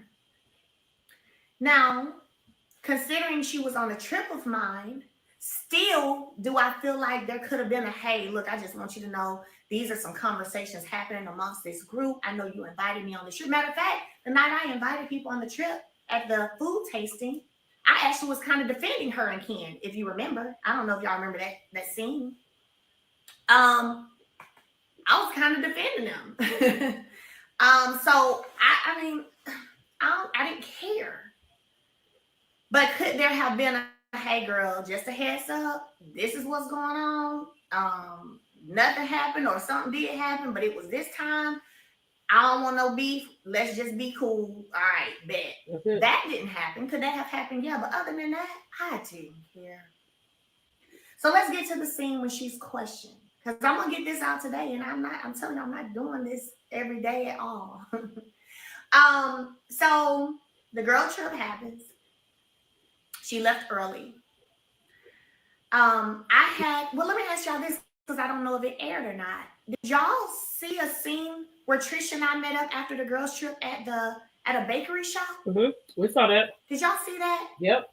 Drop it in the chat. Let me pull my receipt while y'all drop it in the chat. Did y'all see the scene at all where me and Trish met up at a bakery shop after the girls' trip, like right after the girls' trip when we got back to Alabama? Yeah, I haven't grilled that girl. If I can be real with y'all, at Nell's party, the person who asked the most questions was Kimmy and them. I asked a couple, but I didn't know her. So, and I didn't even know the whole scandal part of it, so I didn't know. So they did air me and Trish at the bakery shop? Yep. Oh, okay, good. Well, I got to show y'all the receipts. So at that scene, don't know what all they showed.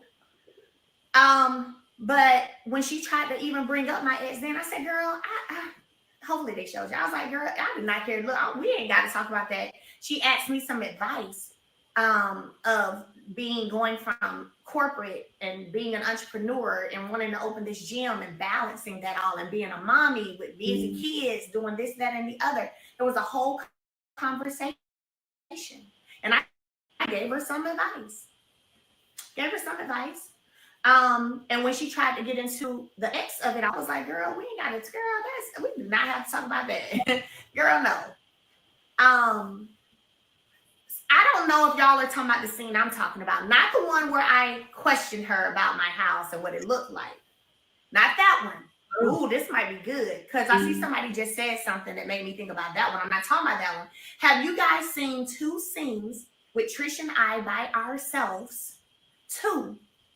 At a bakery shop. Have we seen two scenes? Canady said gave her the blueprint.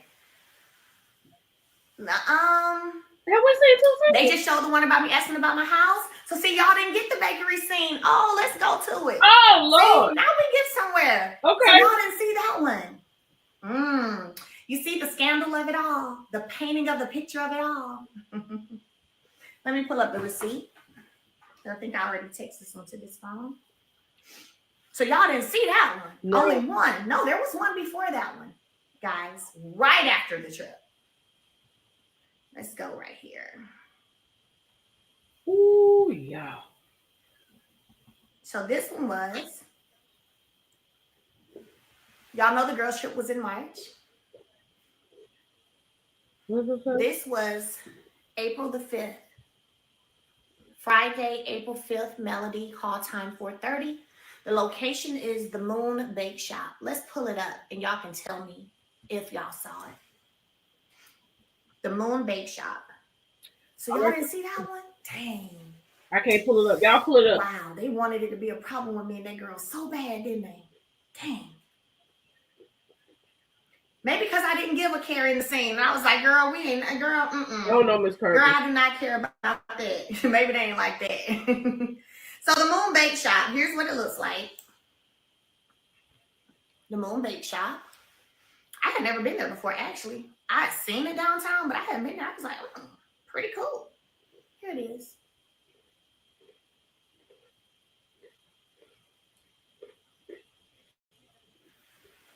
We can't go with. This is what it looks like on the inside.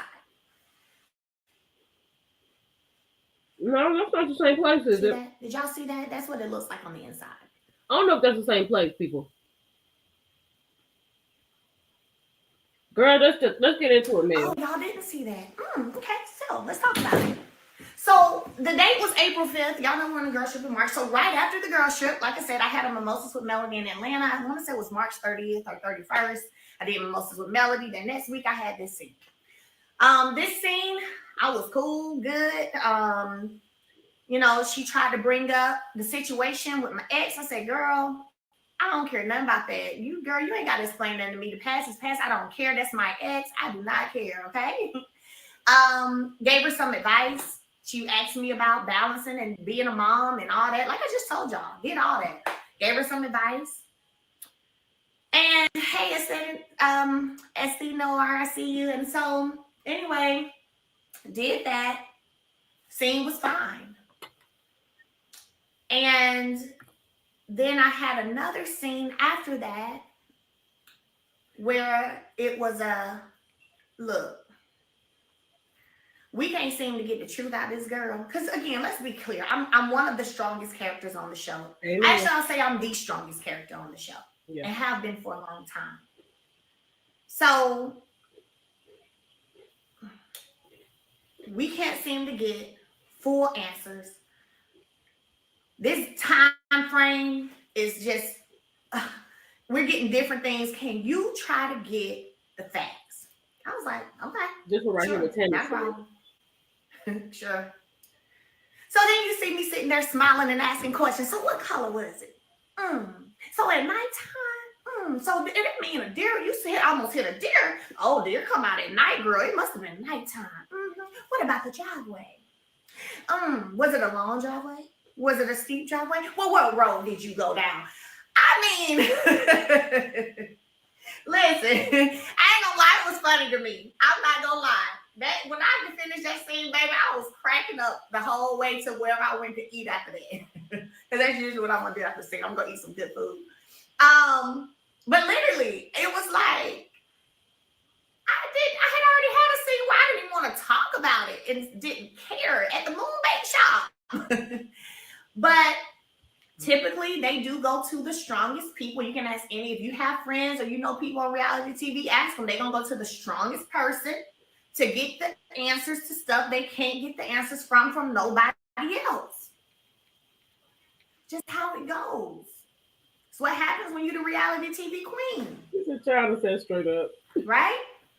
So, all right, let me go ahead and have some little fun with this girl. Gonna ask these questions. So, girl, what color was the house? Which house was that? Oh, that was the lighter house, the dark house. Did you go up by the hospital? No, not really. Okay. Well, how was the driveway? Okay.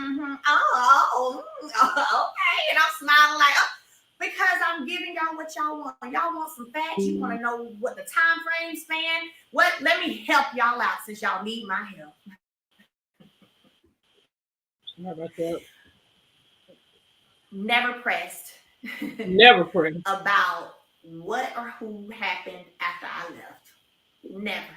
That's why you saw the no phase when it came to the girls trip at the table and it came out. You saw, well, they didn't show you at me at the moon. Oh, the live ended. Oh Lord, hold on.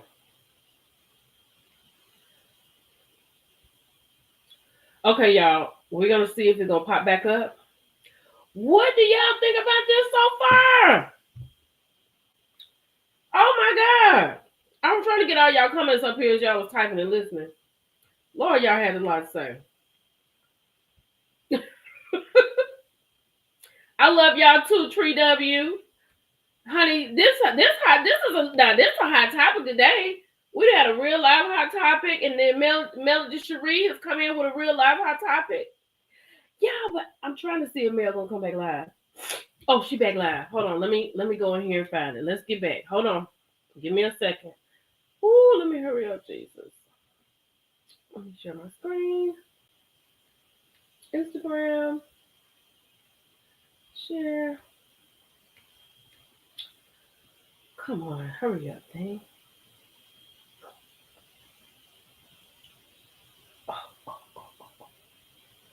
Why does it not show Mel being live?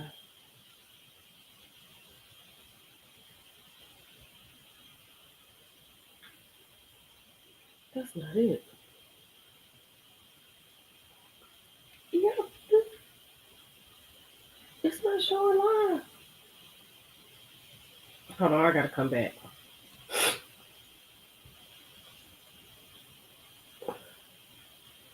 Okay, she waiting for everybody. She waiting for everybody to get in. She's waiting for everybody to get in. Let me go back.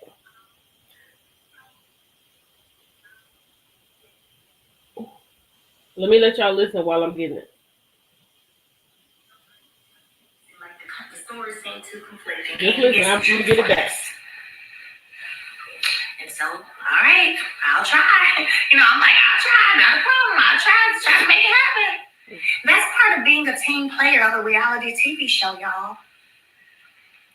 So I would never, ever let anybody try to paint me out to be difficult to work with. I pull up and show up when I need to pull up and show up. Yeah, I would never allow anybody to do that. I pull up and show up when I need to pull up and show up. All right, we back. Yeah, I would never allow anybody to do that. I have too many other people outside of this show, fortunately, that I've worked with who all agree that I'm very nice and easy to live with, right? So whatever. So that was the whole Trish thing. Now, whenever the situation and conversation happened with Kimmy and I here in my home, we were eating Rotel. I told her then that at first I don't know her to have a problem with her. I don't know her. But then as Kimmy began to tell me how she seemed to have a problem with me and all this extra stuff and what she said about me, I don't know what all aired. I was like, oh, bet. Shoot. I just made up my mind. I don't like her. You know, I didn't, but okay, bet then. I don't like her either then, you know. So then that happened. But remember, I went to the barbecue. And what's interesting to me, again, they decided to title one of the reunion episodes Melody's Double Standards. Ooh. Again, I've never told them not to talk about nothing about social media pertaining to me. So how is it a double standard? Ooh. That I'm asking social media topic questions? It's not a double standard. So somebody needs to work on whoever is writing, they need to work on that. So at the bachelorette party, it became I was messy when I said, y'all act like y'all still love each other. I think y'all might still love each other, and how that was so messy. Hold on, I'll be right back. Well, let's rewind, and y'all tell me if y'all saw this or not or played it, because remember I told you I didn't watch no episodes this season in full, so I don't know. I may go, I ain't even gonna lie. I ain't gonna go back and watch this shit. I ain't even gonna tell y'all no story. But y'all tell me if this aired or not. Y'all can tell me if this aired or not. At the barbecue, I went in to go to the little area to fix me a plate. Then Trish ends up in there, and Marquez is in there. Well, Marquez walks in, and there's this whole weird exchange between them, and I'm just looking. I'm like, ooh, triggers. It seems like a trigger right now. And I'm eating. Y'all know I love to eat, so you know, just eating and doing my thing. You know what I'm saying? Well, in that room where the food was, Trish says to me, out the blue. So it becomes interesting when people say that me saying that was so messy, because this happened before I ever said seemed like y'all still love each other. Trish out the blue says to me, I know your ex baby. I know your ex's baby mama. And she said the girl's name. And I looked and I was like, okay. Yeah, and I can't remember if she said that Ken is from Ohio, or I don't think she said I'm from Ohio. Either Ken's from Ohio. Yeah. Did they show that? Yep. When she said that to me? Oh no, I don't know that. Yeah, one thing I'm gonna do is eat. Out the blue, she says this to me, and I was like, I don't know if she's supposed to be putting me on the spot, or she's supposed to be whatever. I don't know. And I was like, okay, all right. So later, you got a big problem with me because I said it seemed like y'all still love each other. Now that's a double standard to me. When you feel like you can kind of throw some stuff out there and be shady, but you don't want nobody to be in the game and play with you.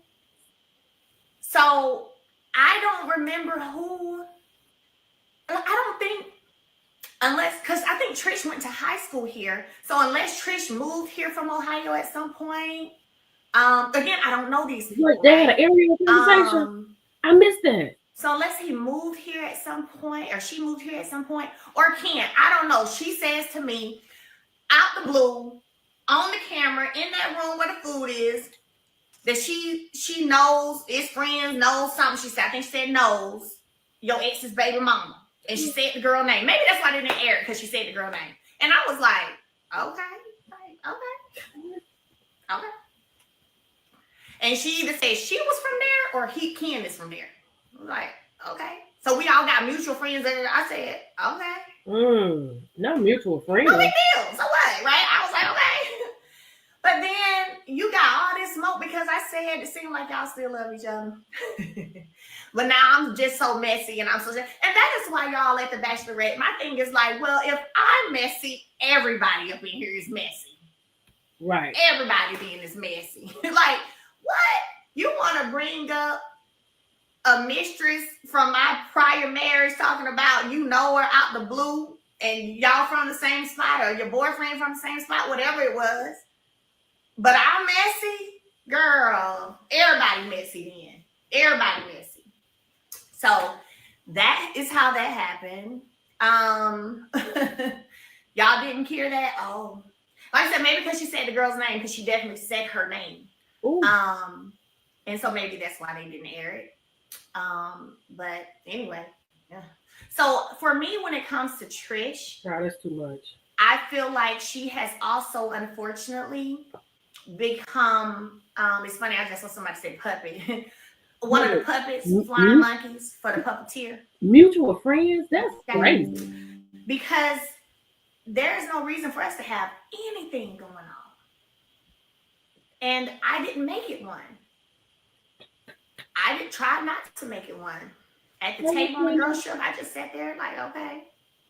Met with you after that, gave you some advice, told you, girl, you ain't got to explain nothing to me. You ain't got to bring him up. You good. I don't even, no. You know what I'm saying? So try not to make it a thing. But I guess production wanted it to be a thing. And you fell for the okie doke, baby girl. Like so many do. So there's the Trish thing, y'all. Since then, let me see, the vow renewal. I don't even think she and I talked at all at the vow renewal.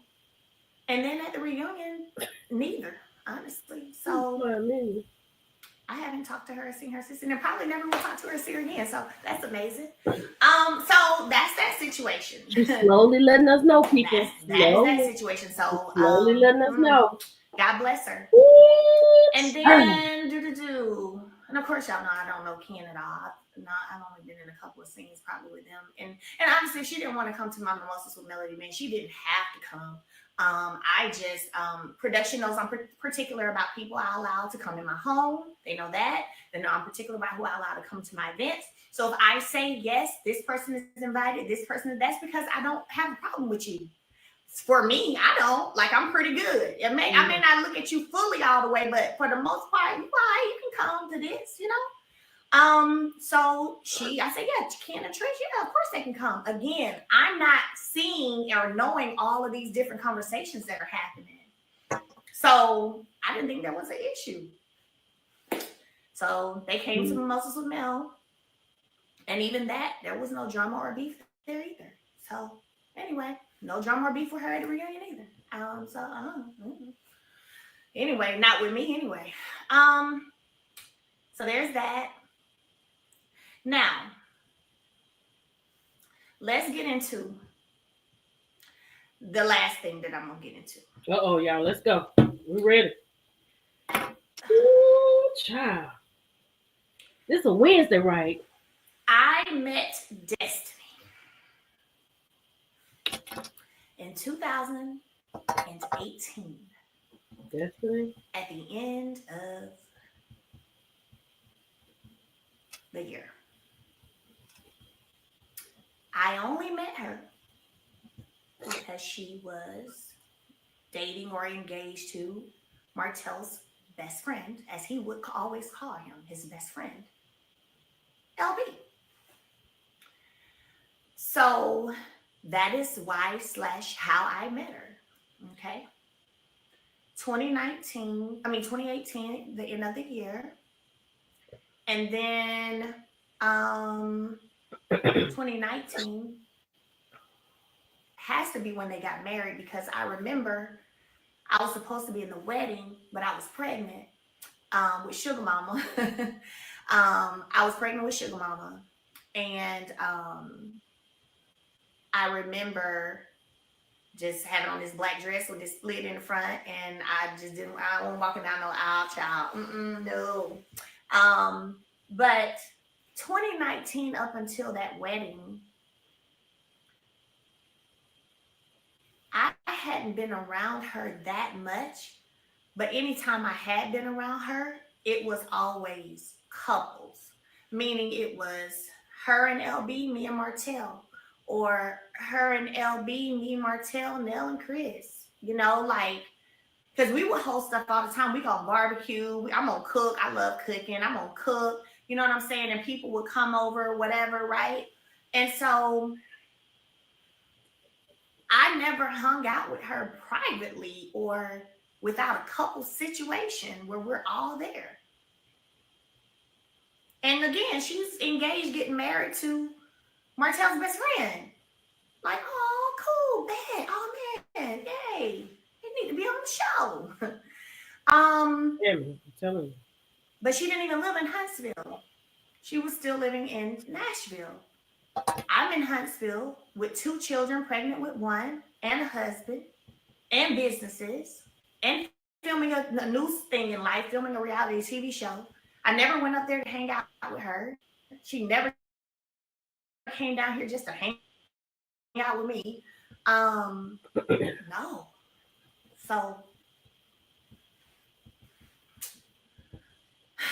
So then my baby shower for Sugar Mama. Let me be clear, I planned my entire baby shower and did all that stuff. But I made her the host of the baby shower for airtime, for screen time, because it was being filmed, right? So, yeah, I literally didn't even have to do that because everything, there was nothing they had to buy. There was nothing they had to, I booked the horse and carriage.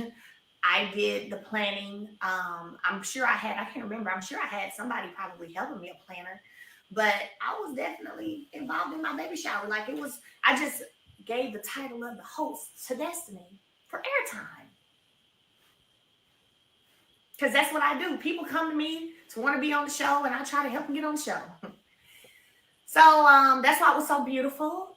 So beautiful. If you go back to Sugar Mama's baby shower, it was so beautiful. All the pretty pink and oh, it was beautiful. I think y'all will be able to tell that. Yeah, it was beautiful. That's all I'll say. And so the baby shower, I had Sugar Mama in December 2019. And then COVID happened. So I was a new mom again with a new baby. People were dying by the thousands every day. She's in her basement. And so I wasn't That's going Steph Dabney nowhere. Beauty behind her. I was scared. I was scared. Didn't want to risk my children. We actually pulled our kids out of school before the schools closed down because it was just like, duh, like there's this virus happening. People are dying. Why are kids going to school? Why? For what? No. So we put our kids out before they shut the schools down. That's how much it was like a big thing for me. Like a big thing for me. So I wasn't hanging out with nobody because I was in the house with my new baby, trying to make sure my baby lives. Hell, make sure we all live. Okay? So then April 2020, I left. Dipped out. Gone. Was at my mom's. Was in Huntsville maybe for about 3 weeks. And then I was at my brother's. But at that point, there was like, there was no interaction for real with me and my ex anymore at all, really. Very, very little. Definitely weren't hanging out with no couples. One going out to dinner. I remember May of 2020. It was Mother's Day weekend. And he begged and begged, please, the kids want to take you to the beach. Let's just go. I know we ain't together, nothing. We ain't, but let's just go and let them take you to the beach, blah, blah, blah. So I did go to the beach in May. And that was the last thing until Destin on the show. Till Destin on the show. All right. So after that, 2020, we're in 2020 now. I end up coming back to Huntsville because I remember I was at my brother's when I did. They had me host Girlfriends Check-In on did, and I remember I was in my brother's living room when I did that. And then August I came and did Behind Every Man. So I did Behind Every Man in Huntsville. So I didn't come back to Huntsville till like August of 2020. There's no sound. I don't know why I haven't touched the sound. This was a whole different phone too. So that was August of 2020. And I see y'all said walk us down. I am. Can y'all hear me? Let me know if y'all can hear me. Yeah, because y'all heard the ringtone. Okay, exactly. And so yeah, y'all heard the ringtone. Anyway, so came back August 2020, filmed Behind Every Man. Um, this is to show you how much we weren't really talking or hanging out. She wasn't even on my set at any time of Behind Every Man, and I filmed that for like a good week or two. Now I would have been like, "Girl, come over here and watch me work, cause I'm doing this." Da, da, da, da. No, not one time. Uh, so that was August 2020. We started back filming Love and Marriage Huntsville shortly thereafter. Then we get into, let me see if I send anything to this phone. We get into 2021 pretty much. Now, I was on that reunion stage, so y'all know I know all the conversations that took place, right? Y'all know that. I was there, so I know all the conversations. What I will say is the problem, or that's what the problem is and will be the problem when it comes to this production, is what I said earlier, the lack of due diligence. The lack of understanding that before you say certain things or allow certain things to be stated or written up, that you verify those things. And that has not happened. So when you type up words that are buzzwords, that are damaging words, and you have no proof of that, because it's not true. So you have no proof of that. You didn't do your due diligence on that. And you didn't leave that shit on the editing floor. And then you also wrote up a synopsis and put it in writing. You a fool. I'm gonna call you right. I'm gonna tell y'all all y'all a fool. Y'all some fools. But I appreciate it. But y'all some fools. So anyway. We've gone through 2020. I did send some messages. Good. Let's get into 2021. Okay.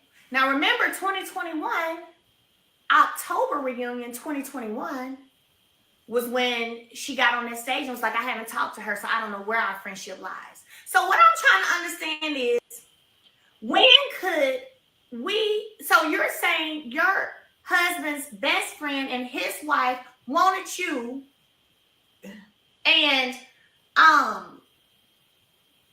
this while you was with your husband, like what?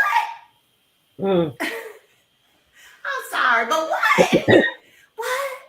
Now that's what you're saying? Because I wasn't around Martell anymore for real after, except filming, but after 2020, after I left. So when? This is insane. Because I'm sure when you marry, you would have been like, oh my gosh. So when we were hanging out with him today, let me tell you, LB, I just really felt like da-da-da.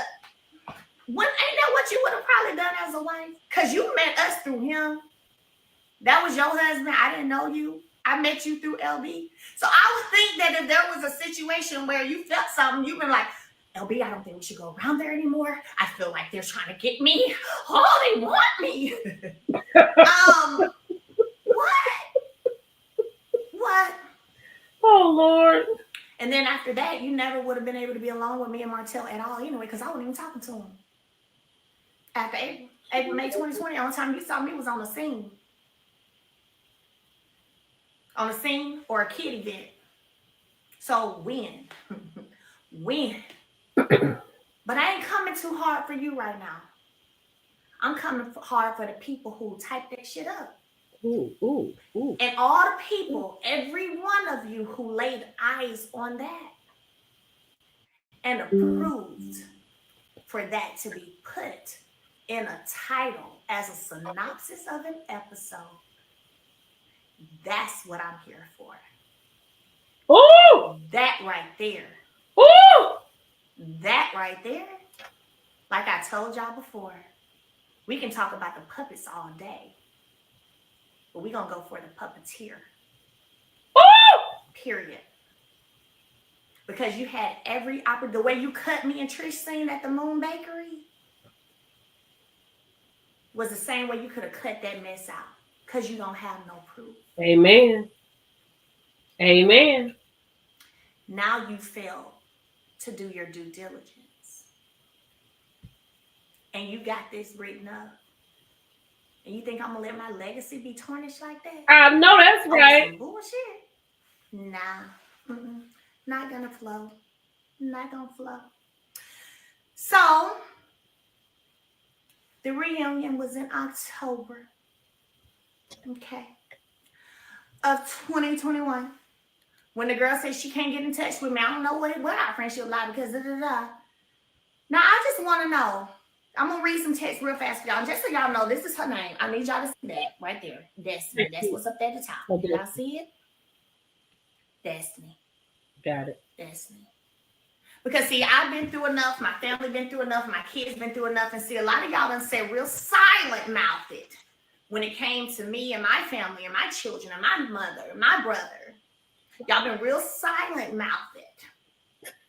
Okay? Silent mouth. Been real silent. Ain't had nothing to say about no opinion, no straightening out of anything. But when it comes to other folks, you want to speak up. Okay. Thank you. So, hey, Melo, was trying to get the details on your show. Wanted to drive down, just trying to time it out and see what the location was. This is when I was about to perform. I said, hey, Williams Park in Birmingham. What time you go on? I didn't respond. Then August 17th, where's my Melo? I didn't respond. August 18th, sending you hugs and kisses. Can't wait to see this video. Let the haters keep hating. At least you're doing it and they have no clue what it takes. Love you and keep on pushing like I know you will. So I wrote her, hey, chick, morning. Girl, I'm good. I'm not worried about these folks. Blessings keep coming my way and they can keep watching from the what sidelines. This is real text right here. I'm reading. Okay, this was July 31st, 2021. I'll be there before 2. Some counts on me last minute. I have to take him to a sitter after she finished my makeup. Okay, cool beans. Dropping him off now. Unloading his things. I'm 3 minutes of the road. Okay, we are leaving till 2:15. I'm here. Do I have time to grab something to eat? I have food being provided on the RV. Just talk. So she wanted to ride with me in my RV to a performance I had to do. That was in, I think, Tuscumbia, Alabama, maybe? I think it was Tuscumbia, Alabama. I know what Tuscumbia is. This is July of 2021. June 29th, I got to text you. Good love. Yes, ma'am. Thank you. How you doing? I'm tired, about to shower and lay it down. Here's me. Oh, we are in Nashville. Went to the mall, ate, just checked into the hotel. We're hitting the indoor water park tomorrow. Then I'll be back Thursday about 1 for testing because we had to do COVID testing. Okay, y'all be safe and have fun. Next time, let me and Law come. Let me and Law come or no. Let me and Law know. We may head down. He loves water. This is June 2021. So I'm reading that to say this. Oh, I got another one I did that I screenshotted. September 12th, 2021. We need some girl time, Missy. September 17th, 2021. I guess I have to stalk your ass to see you because I ain't responded. It's 5 days went by and I didn't respond. September 17th, 2021. I wrote her back finally, said, hey, I was so busy and then now I'm on this girl's trip. Def can link when I get back. She said, okay, boo, I just miss you. I said, I had the kids last week and everyone was sick. Then also trying to get the house together. It was just a lot going on, girl. She said, I understand. I had a few rough days, blah, blah, blah, blah, blah. She said, I went to ATL. Blah. Now, again, I'm sharing that to say, do that sound in any shape, form, or fashion of like anybody who has been a victim of grooming?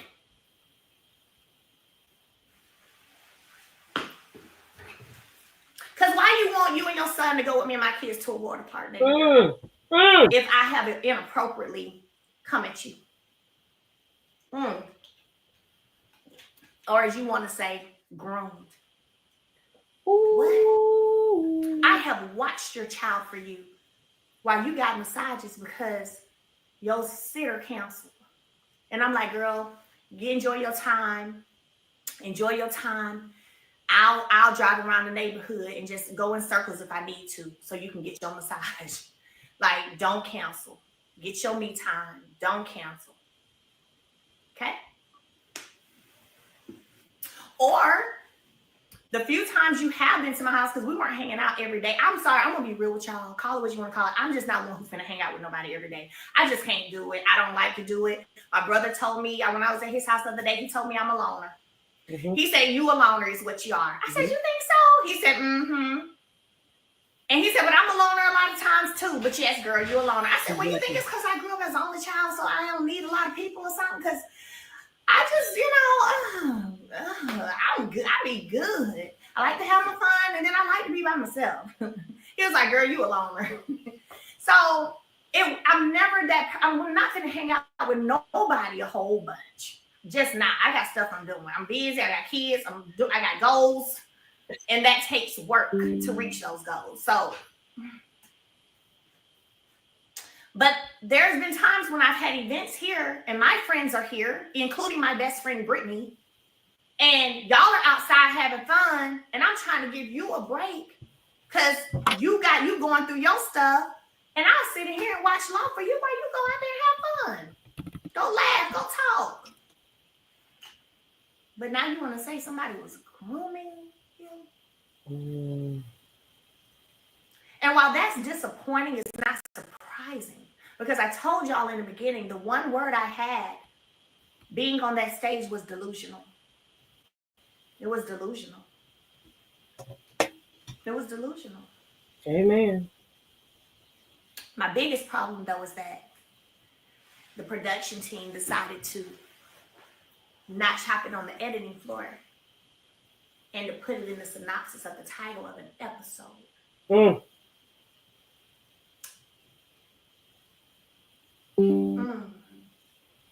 See, just because I sit over here, y'all, and I continue to excel, and I continue to stand on business and do my thing, I continue to remain positive. Don't think that there aren't things going on that I'm not privy to or understanding as to why it's going on, because I see it all. First of all, I'm a dreamer. Mm-hmm. So you're not going to get too much past me because I've taken some time now to elevate even more in that, in my gift. You're not going to get too much. Shay, I'm the oldest and same here. Okay. So, and I've had the gift of dreams since I was a kid. It ain't new. It's just even more, it's elevated, it's amplified, is what I'll say. So, when I look at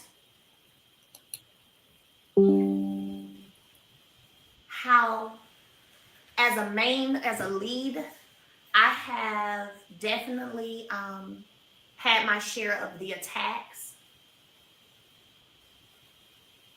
I can't think of one person who has stood up, and now I get it. They were scared to stand up, I guess, because of all the secrets known on each other, I guess. But there's not been a lot of standing up for what's right. Now we're talking and people are saying things because they're being attacked. It's too late. I don't care what you got to say now. It's too late. When it mattered, you were silent. When you could have said something, you were silent.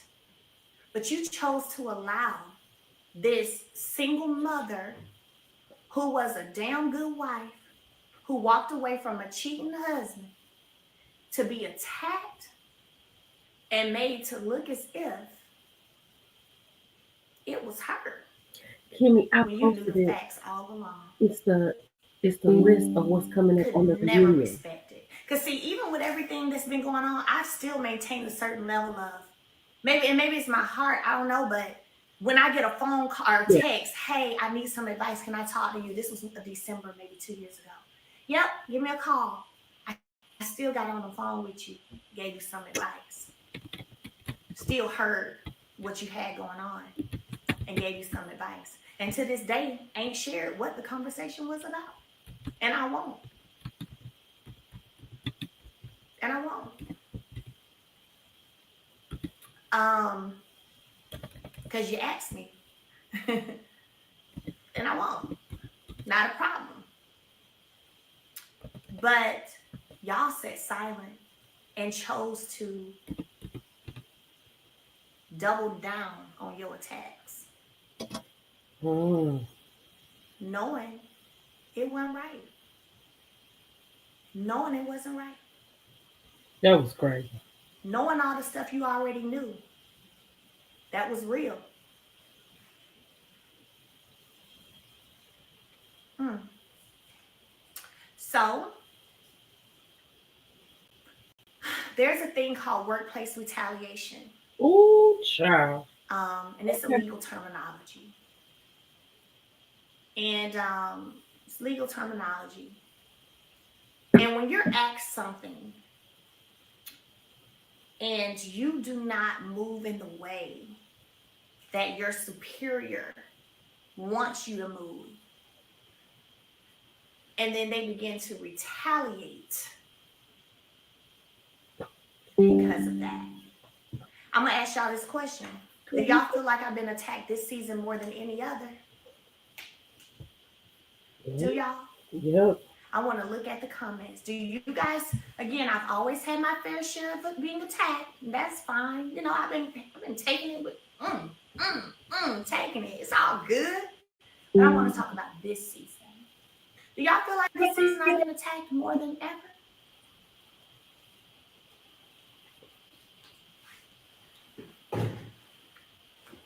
I'm Absolutely. looking.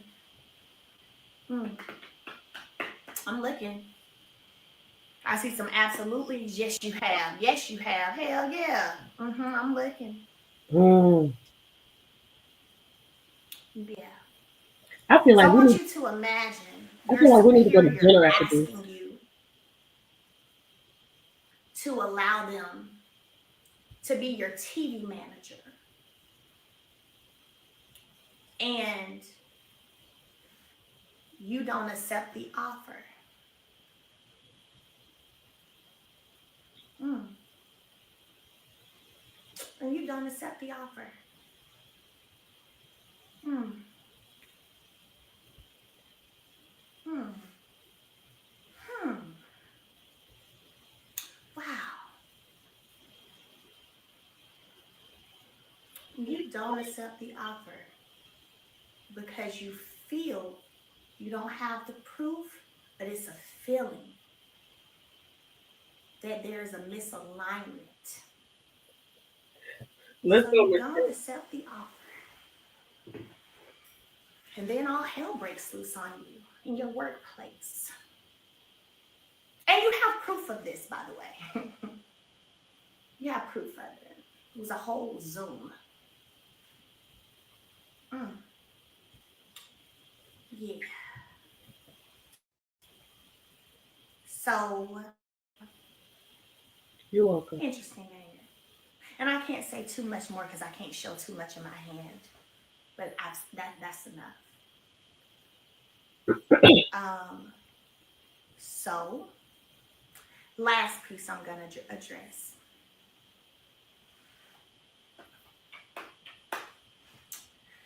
Last piece I'm gonna address. Yeah, I see y'all saying, "Wow, yeah," and I've held this, um, and still walked around with my head held high.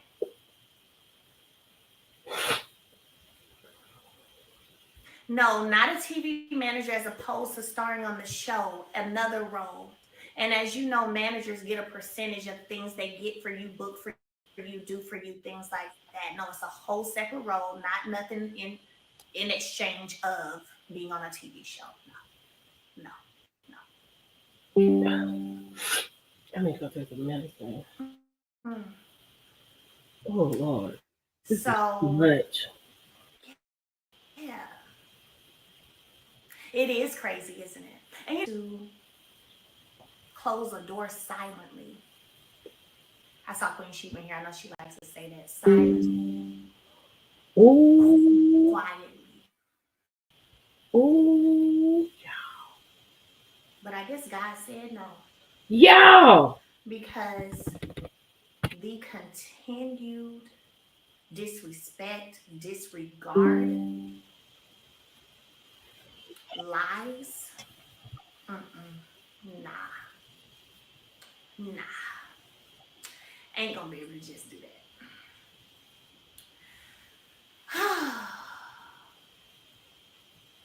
mm.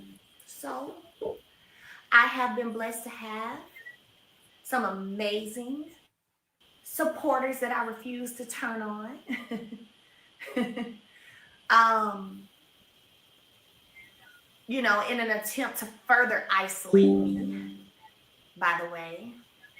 And I refuse to do that too. And I won't. No, it didn't just click for The me. I've fact been of the waiting on matter it. is, the mellometers, the mellometers, are critical thinkers, highly educated women, and who have been seeing, and this is without me telling y'all nothing. Y'all, this y'all first time hearing all of this. And that's interesting because people be like, they got special meetings, they got they a cult, and and I'm like, special mean why I don't get invited in? Mm. Where's the memos, the meetings, the minutes, the something? Who's hosting them? Are they via Zoom? Are we meeting up at another state? Like, what is going on? How is this happening? So I know a lot of y'all about to be really upset because I have not shared a lot of what I'm sharing. This y'all first time hearing it. Y'all first time hearing it. But yeah, I refuse to go against. Why would I? Why would I do that? Why would I? When I've been over here knowing what's been going on, and I just been holding it and keeping it. Mm. But they've been riding for me because they're intuitive, because they have common sense and they've been seeing the writing on the wall without me telling them. I just sit back and be like, there Child. go them critical thinkers. Yep. I ain't said it yet. I will when I get ready, but they dead on the money. She out of there, y'all. It's a wrap. Mm. So we have a whole season about an internet group, and it's discussed a whole half of a season, and then as soon as we discuss other people's stuff on the internet, it's a problem. Yep. Interesting. Child. But I have double standards. Okay. All right. Last thing, Nell and Chris. Okay, Nate. Nell and Chris. Nell and Chris. Nell and Chris. Listen. Listen.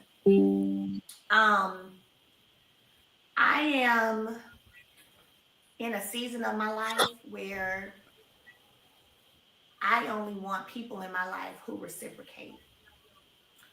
There is no gray area for me. It's black or white. I know that's right. It's black or white. It's no gray. People wanted to know, well, why she asking Chris this if she don't care? Because that's supposed to be my friend. Mm. That's why. They ain't got nothing to do about caring. It's about, let me check some heart posture and some morals around the people I got around me because Say I it. don't know. I need to ask a few questions because this might be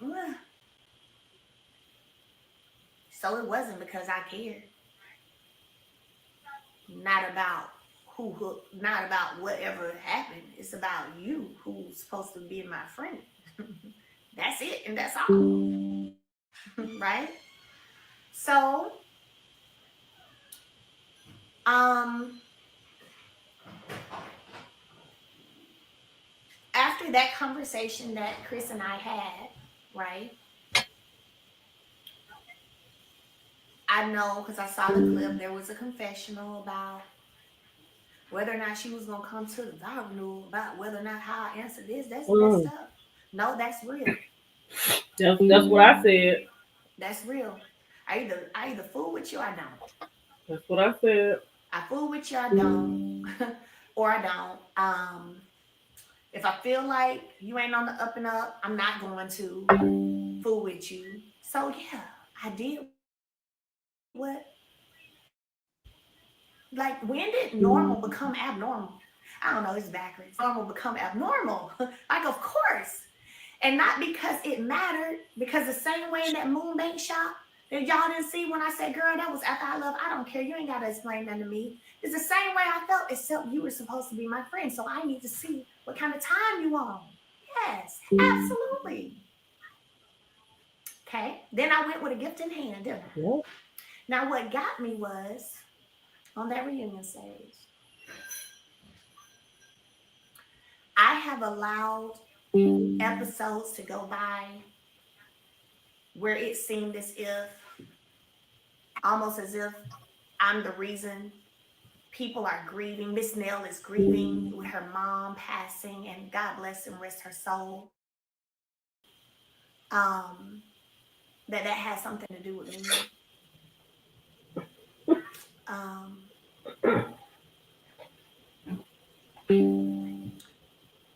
so let me say this. I never, I never was on the phone calling Miss Nell to run to me ever. Ooh, child. The times that I was around Nell and Chris was when all four of us were together. Nell, Chris, me and my ex, and sometimes Destiny and LeBeard. Like if we're barbecuing, we may barbecue, like I said, we would barbecue, may cook. We would all hang out as couples. The one time that I called Nell screaming and crying was when my $17,000 was taken out my account. Oh Lord, have mercy. Yep, yep. Only time. And that was in 2020, in towards the end part of 2020. So when I was married, hmm, when? There was never, now if you maybe felt something, because I can't, I can't, that's the thing. You may have felt that way. I don't know. So I'm not going to take away other people's feelings. People have the right to their own feelings. But what I can say is, I know for a fact that I never was on a phone calling and begging you to come be with me because I'm hurt. I'm going through this in my marriage. I'm this. We would literally, y'all, we would have barbecues and stuff, and we end up playing cards. And then we may get into some conversations, all of us. We may get into some conversations. But y'all, I never, I'm sorry, but it's the truth.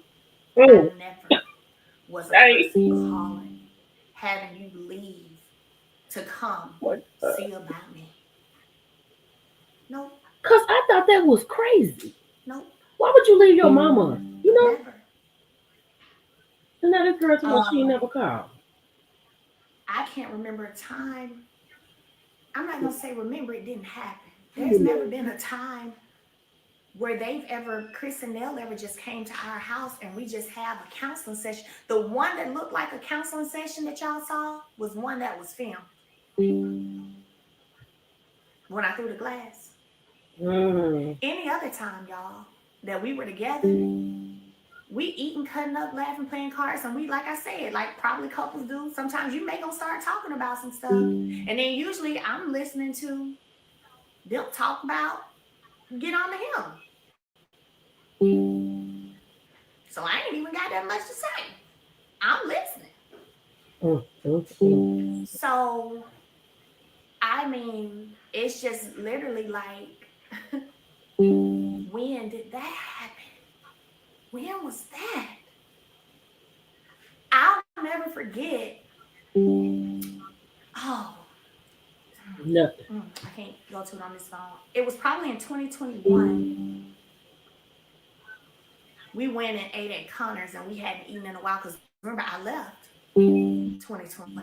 So I wasn't seeing nobody for real. Real talk, I really wasn't. I really wasn't. And I remember she and I went to Connor's because Chris had to help her in because she had hurt herself. And she was like, I said, I gotta go. No matter what, I gotta come see you. I ain't seen my friend. She And we stay sat hurt. there and talked. She stay hurt We eating herself. good. And then we, catching up. And then we start talking. And I remember she was saying how hurt she was when she heard some truths about some things that they had heard partial stories on. And I had showed her the receipt. I said, wait, say what? I said, that's not true. And I'm showing her the receipts. And she was like, what? Yeah. And but other than that, I can't even think of another time that me and her was just alone. Just me and her. We've never gone to get our nails done together. We've never gone to get a manicure, pedicure together. We've never just gone We and know hung she ain't had out no ever. pedicure. We know that. So no, there was not a situation to where I was calling and pulling anybody away I know, Leo. to I know. come see about me or to come be with me at all. So that was hurtful for Not sure. good. But again, losing people is sensitive, so I'm always gonna remain sensitive to that. But still, the truth is the truth. Mm. The truth is the truth. Just one. I remember one time her saying how my mom texts and checks on her all the time after her mother passed, and she was like, "Your mom is so sweet. She always checking on me. She always checking on me. She's so sweet. She be texting me, checking on me." Um, I have randomly sent flowers to Miss Nell. Um, I have popped up on her door to check on her. Um, I have been a listening ear to her. On things that's been going on with her, her husband, my ex, all kinds of stuff. And I'm like, Crazy. girl, don't you be letting that boy get your blood pressure up. I know you ain't letting him get your blood pressure up. Now look now. I'll be like, now look now. Look. um, but That is crazy work for her to talk about her I mom. can't say That's that crazy. I have been given that same thing. My aunt passed 2 years ago, November, 2 years ago. She was like my second mama. Nobody checks on me. No, they don't check on me. They don't care. They don't care. They just want to sing. They just want to sing. Matter of fact, I told production, I said, hey, real life. I said, my mom's baby sister just passed. And I said, this is tough for us. This is real tough. I said, this is my favorite aunt. She's like my second mom. I said, I think my mom needs to go to therapy. Not And get we need off to like show that how you deal with grief.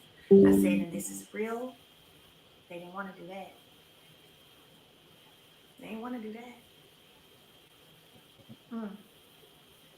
Hey, my brother and his husband said they don't mind being on the show a little bit more and they'll fly over or whatever, and stay a week at a time if they need to film. They don't want to do that. Nope. But mm. my brother was able to be over here when everybody was boycotting and not going to show up for the new season last year because whatever legal stuff they had going on, money or whatever. So I needed to fill in. I sent all kinds of amazing business people that could take this show to positivity. I'm talking about good people. They on their grind. Then I'm telling those people, hey, I just sent your info to production. Let me know, keep me posted. They're gonna hit y'all up, probably do an interview with you via Zoom. Then next thing I know, I'm getting messages like, hey Mel, I ain't heard from anybody. Everything good? They never reached out. They never reached out. But I brought some boss names. Ooh, Matter of fact, one of them you guys met when I did my property preservation course. The training that they filmed, he had like I think 700 closings. I introduced them to Kimmy and all that. Real estate Diddy out here killing it. They ain't want that. Lord, Sent have about 5 other people, couples, people. They ain't want that. And then we started filming, and Nell weren't filming either. Got the text messages. Who do y'all think went over there and sat with them for 2 hours? Sat with them for 2 hours. Mm-hmm. Getting to resolve. And then they were back filming like the next week. So I had conversation with them. told them how to move about some things, hit Carlos up, told him, hey, I got the text. Just left from nails, just left from over there. Been with them for 2 hours. Um, um, yeah. And then y'all are back working. Y'all here. Matter of fact, I'm the one when y'all was ready to go full force that made the call for you. Y'all back full swinging, and y'all decide to come on this show and fall right in line with all the rest of the puppets. I'm gonna put this up real quick. Y'all look real quick. What I'm See, about to put up? if I let myself sit in this stuff, One, I can two, get very three. angry. But that's why I don't allow myself to sit in it. That's why I don't allow myself to sit in it. And that's why I block triggers. That's why I block triggers. Um, but yeah, so instead of coming on here and being a real ally, standing on what's right, nope, nope. Fell right in line with the rest of the puppets. Even whenever we had a scene and production wanted me to ask about a situation that they had, and I asked it, and I could tell by her response that she didn't want to talk about it. I didn't bring it back up. And after we finished that scene, she said, I'm not ready to talk about that yet. I said, oh, I said, okay. I didn't know that. I said, but I could tell that you weren't hearing it. That's why I didn't keep pounding and pushing it. I said, but you ain't got to worry about me bringing that up. No, no. I said, when they asked me to bring it up, I'm thinking you already know that this is what y'all we finna talk about because we're talking about the trip. We're talking about the girls' trip. So I'm thinking y'all have had this combo and you know I'm gonna talk about it. So but you ain't gotta worry about me saying no more. I said, but I could tell by your response that you wasn't here for it. That's why I didn't push it. Y'all are buried on the line So too. I am in a space where I'm not here for having nobody's back that don't have mine. I'm not here for nobody who doesn't reciprocate either. Um and yeah, all money ain't good money. Y'all money ain't good money. I've been telling y'all that. Nothing nothing is worth your peace. I told y'all. Nothing at all. And yeah. So those are my truths on every single one of those situations. And one thing about it, you best believe I am the receipt queen. And this is why production and everybody else involved, because I'm the receipt queen, y'all should have hit me up and asked me for proof of things or things that could disprove things before you ran with it. Yeah, that would have been in your best interest. So I'm gonna end this story time. We will be on TikTok February the 1st. And this week is a great week for us. Okay. This week is a great week for us. There's more in store. Y'all keep your notifications on. Stay tuned all week long. And we're gonna have a celebration and a good time in LA on February 1st on our TikTok Live. I love y'all. God bless y'all. Whew, and let's have a great week. All right. Bye, y'all.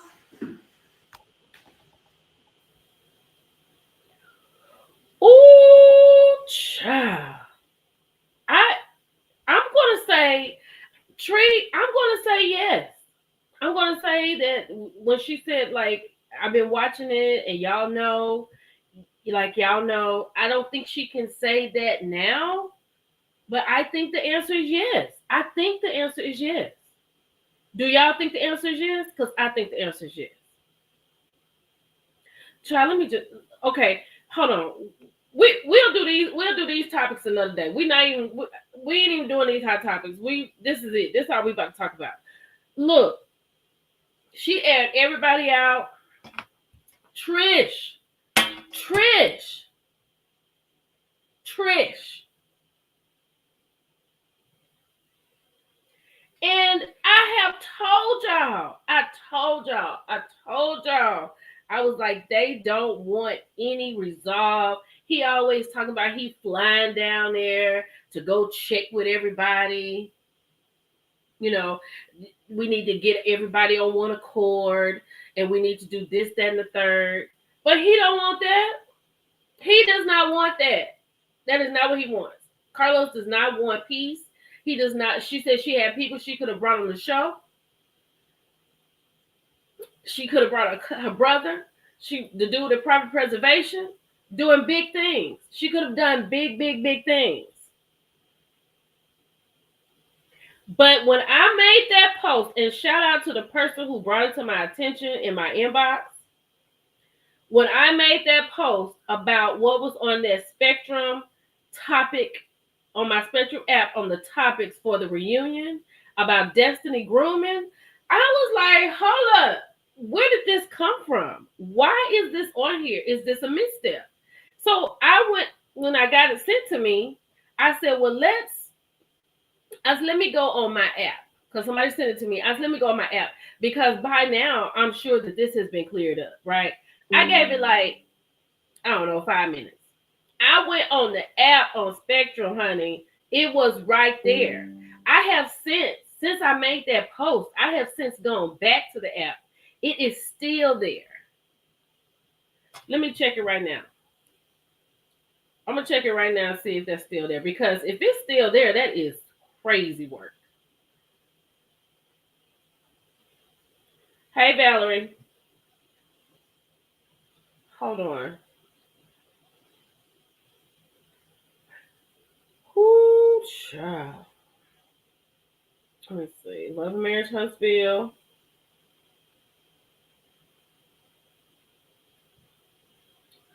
Tropical Stormy. Okay. Trisha finally martels the truth. Kimmy and Melanie argue over Melody's double standards. Destiny claims Mel and Martell groomed her. It's still up there. I know y'all can't see it, but it's still up there. Destiny claims Martell and Melody groomed her for a threesome. It's still up there. I can't believe they haven't taken that down. That's crazy.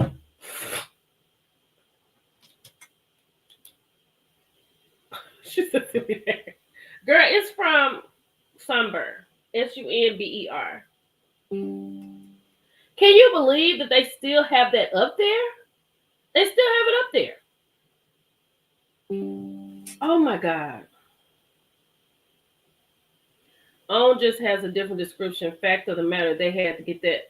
Why would they even put something crazy up there? That's so incriminating. You know what? Even if that was something that actually happened, you never should put that out there. That's something that should unfold. Like, why would you put that? Like she said, that's messing with her character. That's why I'm going to just go on out on the limb. Today is January 29th, and it is 1:43 Central. I'm just going to say she is out of there. I'm going to say that we got to watch these 3 reunions, and Mel going to come back with a live. She said she's going to do 1 interview, and that's going to be it, and we're going to be done. No, Lexi wasn't lying on the Fletchers. And okay, and let me say this. How crazy does Nell, I'm not saying everybody thinks the same way about their parents. People have different relationships with their parents, so I'm just speak for me. Don't get me wrong. My best friend, I love her to death. Love her. But if my mama is sick, she gonna have to wait. Like, I can call her on my way to my mama, and once I get to my mama and she good, I can call her. But me telling myself, okay, I'll be back. That wouldn't happen. I don't know, girl. I don't know. I have to see. Because what would Lexi say now? You know what I'm saying? I would have to think about what she would say now. Yeah, that's what I said, Cleopatra. It would probably be after this reunion. But who would do that, Nell? And then now you sitting on this gravesite. God bless, God rest her mother's soul.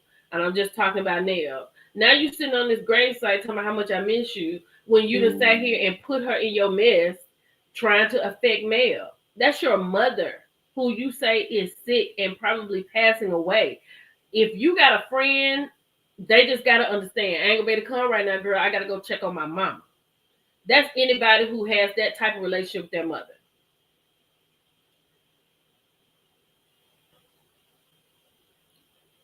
And that up there, that topic on Spectrum, that is so defamatory. And I said this. I saw Colum Entertain said it, but I said this in my post when I made it about the Spectrum topic. I was like, this is giving me Phaedra, Candy, and Portia vibes. Because this is because real talk. Let me tell y'all this. I was talking to Sweet Tea. She told me that Phaedra told her that she hates the day that she was told to say that about Candy. She said production. She said she hated the day that she did what production told her to do. So who told her to do that? Who told her to do that? That's crazy. What is that? How do I get that off? She was upset. She said she hated the day that she did that. I don't know if I should have said that, but it's the perfect time to say it. I was outdone. Okay, here's the thing. Like, Mel drives me crazy speaking in syllables and soliloquies. So you just have to read between the lines, right? To me, Tree W, to me, I think she's out. I think when she said, half of the season was about millimeters, and when she said y'all can read very well or something to that effect, it just told me that after this is over, she's out. Girl, that was his last season, Lady D. Hannah. That was his last season. Yes. I think that was 9 because season 9 was his last season.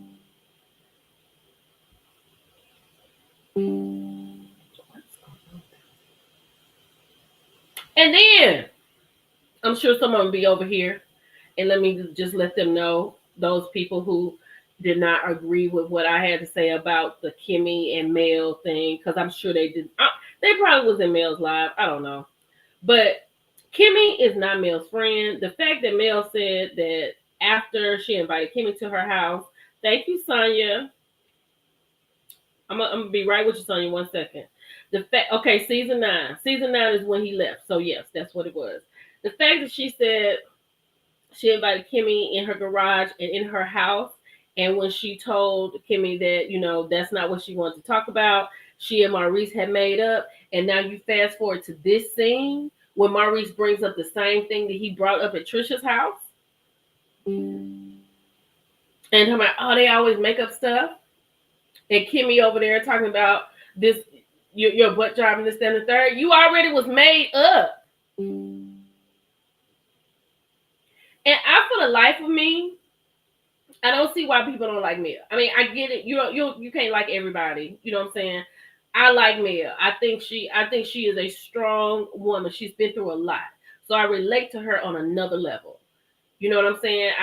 I just relate to her on another level, because it's not even about the show. It's about, as a woman, as a mother, as a business person. I've been through what she's been through. You know what I'm saying? And I think she is in a good place. She has a good, solid foundation. She has supporters out of the wazoo, which is wonderful. And that's the whole point. You know what I'm saying? You get on here, you be a good person, and people will flock to you. If I was just a horrible person, cursing everybody out, lying on these lives and lying about what I'm going to do and lying about who I know, y'all wouldn't fool with me. You would not fool with me at all. Because that is one thing that I knew when I came on this platform. I cannot get out here and lie to these people. If I can't tell you the truth, I will find somebody to tell it for me. Because you all have to trust me. Carlos left in season 9. That was the season that it came out about Portia, Phaedra, and Candy. You cannot, if Mel was this person, they think she's so fake, but I was told that Mel is like she's a pageant girl. You know what I'm saying? So she's congenial, and people take her being congenial as her being fake. You mad because she got through something? You mad because she got through something that you may still be into, and you don't know how to get out of it. You know what I'm saying? So that's crazy.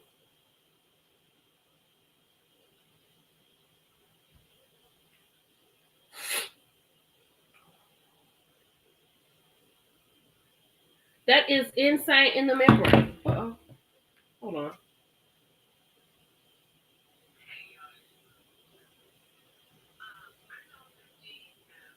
Hold on 1 second. These people just ridiculous. Hold on 1 second, y'all. But wait a minute. But you can't come on here and do that. That's it right there. Cause I said it. People had said that Mel had started crying. She said, "Where did they get that from?" She said, "I did not cry, nor was I wanted to cry, nor did I shed a tear or anything like that." And that is crazy.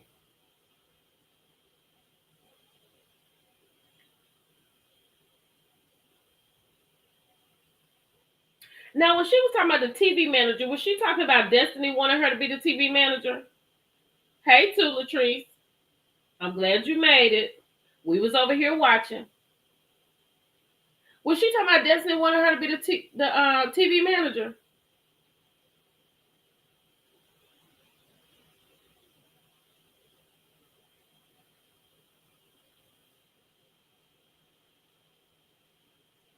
Is that what she was talking about? Carlos wanted her to be her TV manager. Oh, wait a minute. Let me see. Well, let me get it right. Carlos wanted her TV manager. Wait a minute. What? Oh, Carlos wanted to be her TV manager. Okay. Okay. All right. Okay, too. I'm glad to see you here. Carlos wanted to be her TV manager for more profit. Oh, and that's why she said no, and he don't like that. Because somebody was asking the question, like, what is his problem with her? What is his problem with Mel?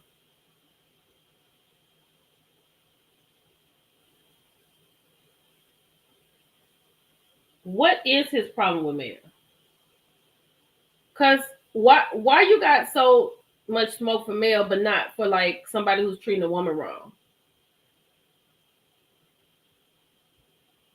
Yeah, okay. I got it, Patrice. I'm trying to see something.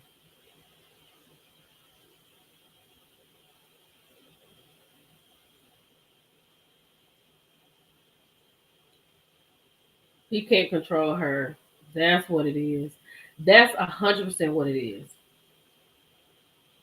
That's what it is. That's exactly what it is.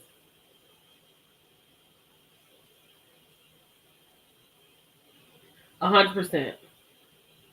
She said leadership. Look, honey, and I bet you leadership is over there in shambles. In shambles.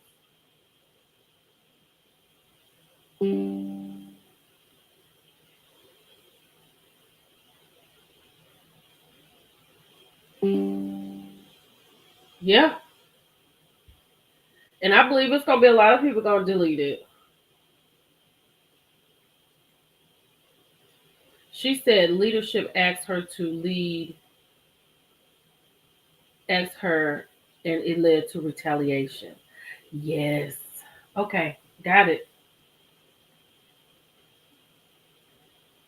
Ooh, that was a good one. That was a good. Oh, hold on, y'all. Hold on 1 second. I forgot.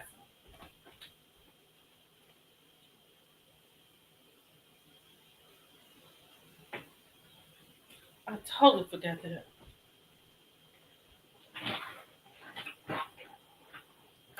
Mel about to be. Samantha said Mel about to be part owner of She definitely gonna have stock in that show. She definitely gonna have that. She definitely gonna have that.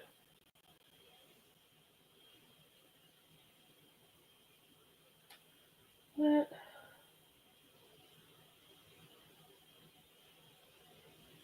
That's what I was looking for.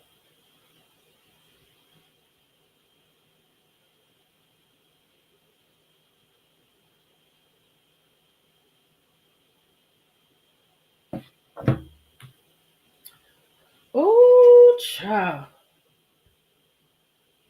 Wait, I think I had to do with Nubian because she said it didn't have to do with Lauren, but another operation.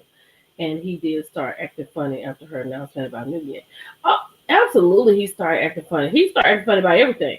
He talks about how Stormy does things. He talks about everybody else, but he does not mention Mel in her business ever. What? Ooh! Chef Dundee said he got some tea that's gonna be dropping soon on this Houston show. Is it coming back? Can you tell us that? Hmm. Her level of integrity. But when she said that he doesn't want resolve, I believe that 100%. He doesn't want resolve at all. He does not want resolve. What's this? Oh, y'all, we got looks for Potomac. I'm going to do that today. Oh my God, wait a minute. Yeah, he doesn't want resolve.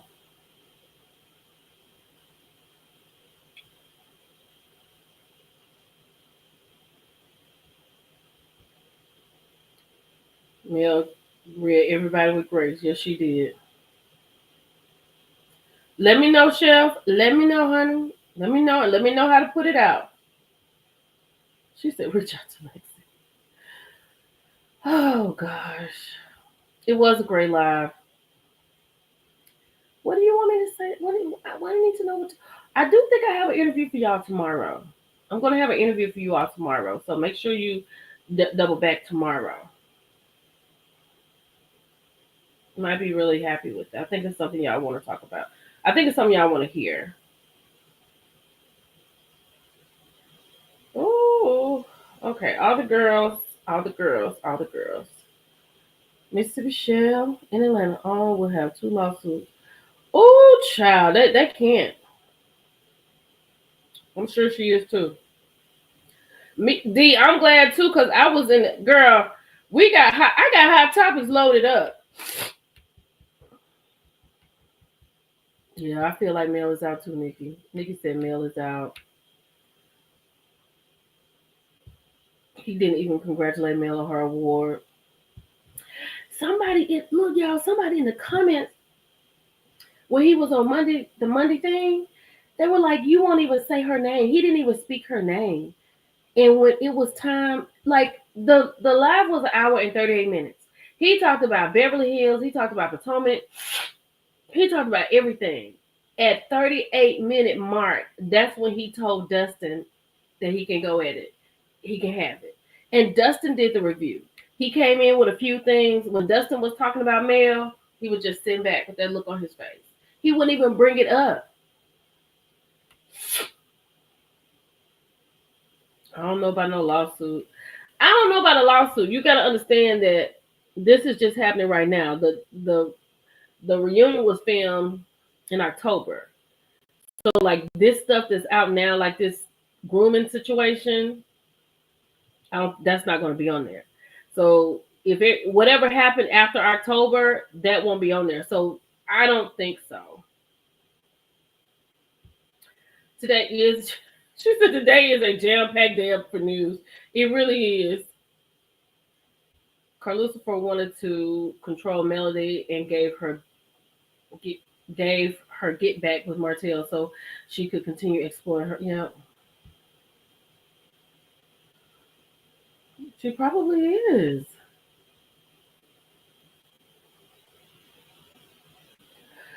I did look. I did review Salt Lake City Reunion 1, and it is on my TikTok. It was so hard to get through for me. I didn't post it all over the place. So it's on TikTok. So if you want to see the reunion review, it is on my TikTok page. I'm going to try to get through it tonight.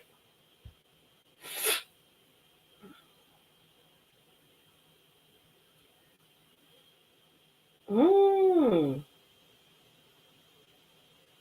Mel, Nene, and Carlos?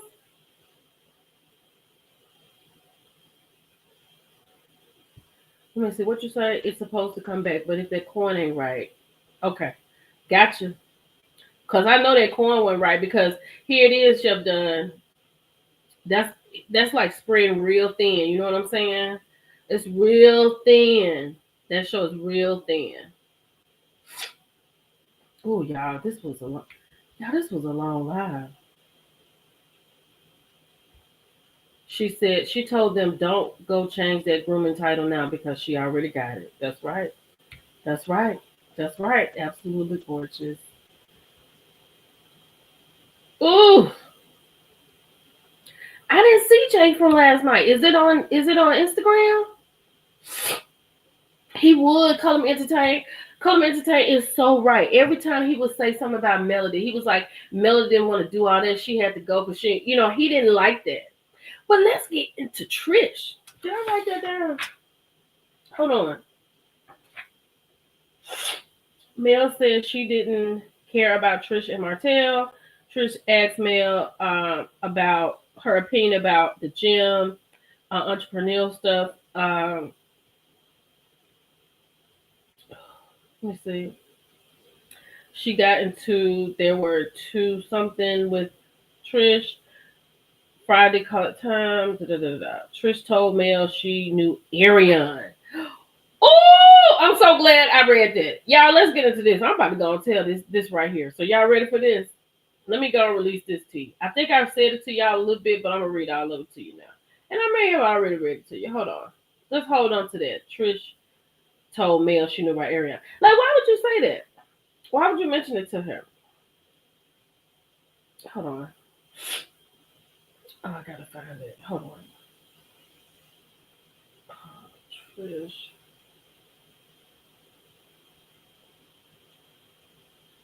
Mm, I know it. She said, I bet Oprah hates. Okay, here we go.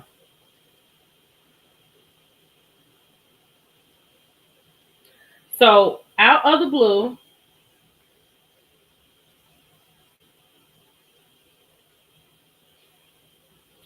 okay. So, out of the blue, on January 10th at 10:13 p.m., out of the freaking blue. Let me go down here and make sure I got some comments.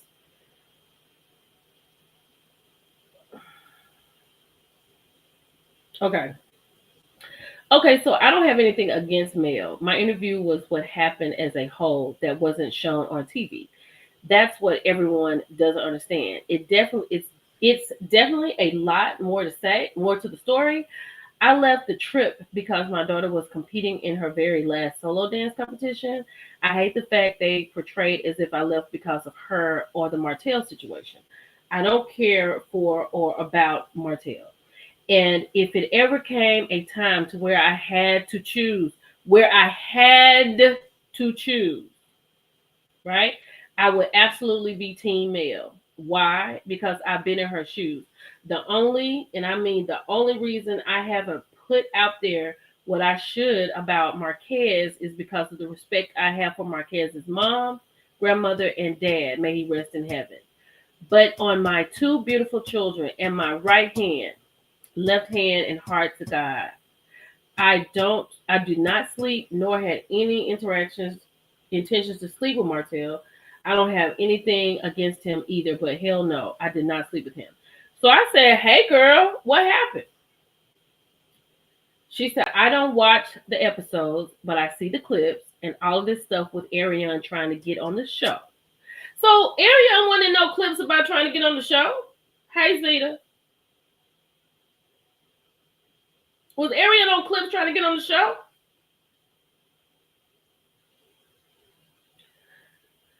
So she said, "Girl, I know Mel, and I left on a crazy note. But if she didn't want to cause that drama with Ariane and gave me the go, I would light Ariane's behind up because ain't no way she thought what the fuck she did was right.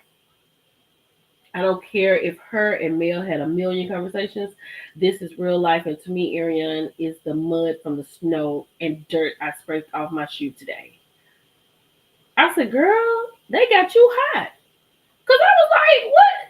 I mean, yeah, I was 10 something at night. I'm in the bed watching TV. You know, I ain't sitting here checking for her. Yes, I really don't care what they say about me in regards to the Marquis and Ken situation because I'm strong enough for it, and Marquez isn't. But that Martell and Arian, I can't wait for the green light to be me, the real Trisha. Ain't no way a woman for that many years thought that was okay. Ain't no effing way. So what does that mean? I mean, she about to get an Arian?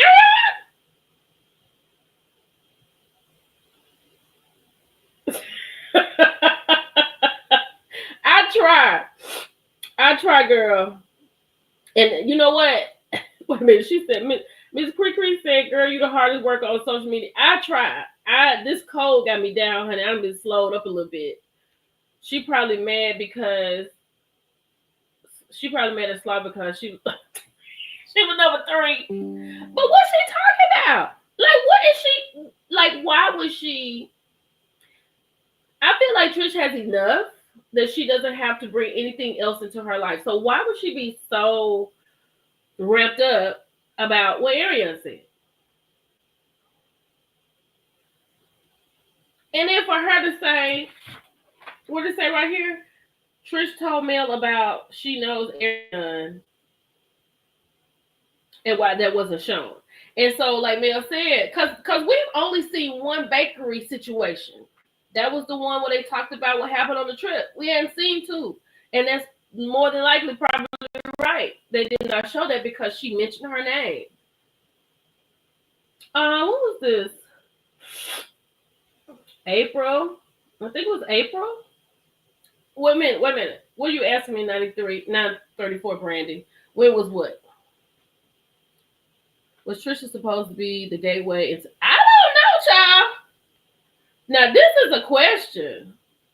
Was Trisha supposed to be the gateway to intro Arian? So she's be the anti-Arian character on the show. I can't remember. Oh my god.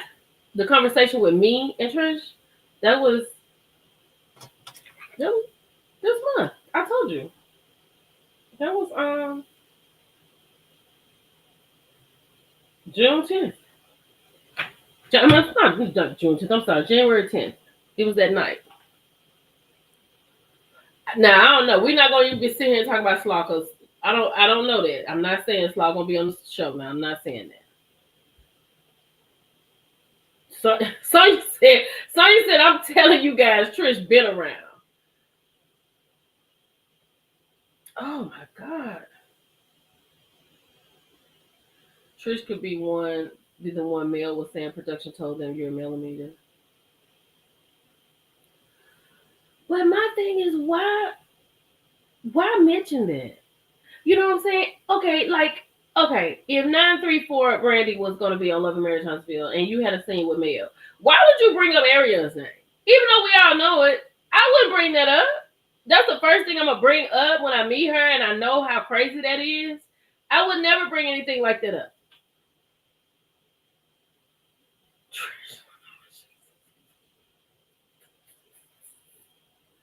Yeah, that was Sunny that they iced. Yeah, we got that part. That was Sunny that they iced. Absolutely. Ooh. No, I think Sunny put them. Yeah, yeah, we figured that out. That was Sunny. Y'all, I guess I hope these topics will be relevant next week, or we may come on tomorrow. Well, we will be on tomorrow. We will be on tomorrow, so y'all make sure y'all come back. Carlos didn't want Melody and Sunny teaming up, because it would have been somebody on her side. You know what I'm saying? Like she said, why would I go over there and sit with them? I'm glad to know that there was no order violated. I'm happy to know about that. I think 1 o'clock. 1 o'clock Central tomorrow. But I'll make a post about it. I'll let y'all know exactly what it is. I gotta check on some things and make sure everything is everything, but I'll let you know. I might have to come back and do hot topics tomorrow because Lord, it's still in here. We did talk to Mel at the beginning. Y'all, this is a 3 hour live. I gotta go. This is crazy. That was a lot of hot tea today.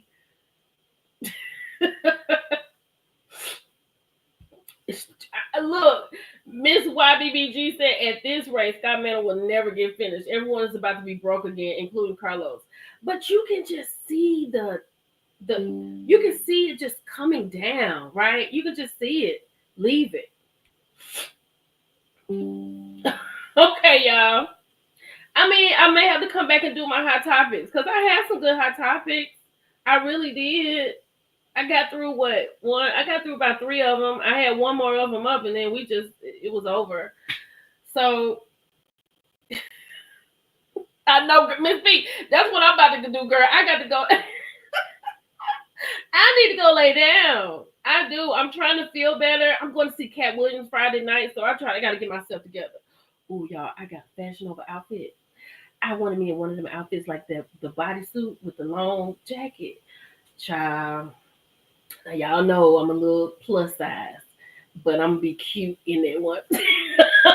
I'm gonna be cute. I'm gonna pull myself together. And girl, I'm gonna put that one piece on. I'm gonna walk out like I'm a size 8. I'm so excited. I love Cat Williams. I cannot wait. The bakery scene, she said Trish asked her for advice. Yes, that's the scene we did not see. Because she said she mentioned Big Ari's name. Girl, yes. Girl, people kill me. Like when I make those posts about queening in the city and somebody, you pregnant? No, I eat well, but I'm cute as hell. Like, leave me alone. I know that's right. I know that's right. Let me put this up in shade because you're right. If the 600-pound chicken walk around in the 2-piece, I know I'll be fine. Girl, I'm excited. Do you understand me? Who I've been wanting one of them outfits? I got it now. Trying to get a negative reaction to make. What'd you say? Trying to get a negative reaction to make it look like she cares about Martin. Yes. But Kimmy, y'all, I will, honey. You know I'm gonna take some pictures, D. Let me ask y'all this though. What do y'all think about Kimmy? Cause like I said, I made that post, honey. People still on these comments about Kimmy. Tell me she should take up for her husband, but Kimmy is lying. No, Dawn, no, she was not mentioned in that scene at the bakery. The other scene that Mel talked about at the bakery was not filmed; it was cut out, so we didn't see that. But she said that maybe why it was cut out because she mentioned her name, but it happened. Kimmy came out left field. Now Mel said her and Kimmy and Maurice made up, but now you get here. She said she was just kind of shocked.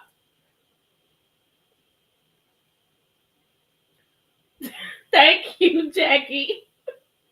Disappointed in Kimberly. There was one time I said on various times I've said it. I thought Kimberly was the best reality TV star. I thought she was the best one. I thought Kimberly was in the middle. I thought she didn't take no mess off of Wanda. She didn't take, she pushed back against Tisha. She was just here for the right thing. You know what I'm saying? What saying is that? She said, I love that saying. Which one? Which one is that? What saying is that, Shay? I mean, what RSVP said? When she kept calling her Kimberly. Yes, exactly. Hey, Aunt Natty. But I'm like, that's wow. I feel like after, I don't know what season it was, after that season where Mel had told Martell at the end of the season to sign the papers, I think it was after that season, I feel like they had a talk with her and they said, you got to be on this Scott train. because you just too middle of the road, and she been a mess ever since. Mm, mm, mm. Look, y'all, this has been wonderful. We are at 3 hours and 14 minutes. So y'all like, share, subscribe, let everybody know. Follow your girl Millie Chun. I got some things to check on, so look out for updates. If I come back tomorrow, it'll be about 1 o'clock, and I think y'all will be happy with it. I got something for y'all, but I'm waiting for the mic to drop from there. Yeah, I think we can wait till after the reunion. But the way she was talking when she said, "You all understand, you all know," yeah. Well, look, y'all have a good day. It's Wednesday. We got enough information. Eventually, I may make some videos out of what Mel said. I recorded some of it. I love y'all, and y'all be good, and don't get none on you. Y'all have a good week, the rest of your week. And don't worry about none of this mess out here in the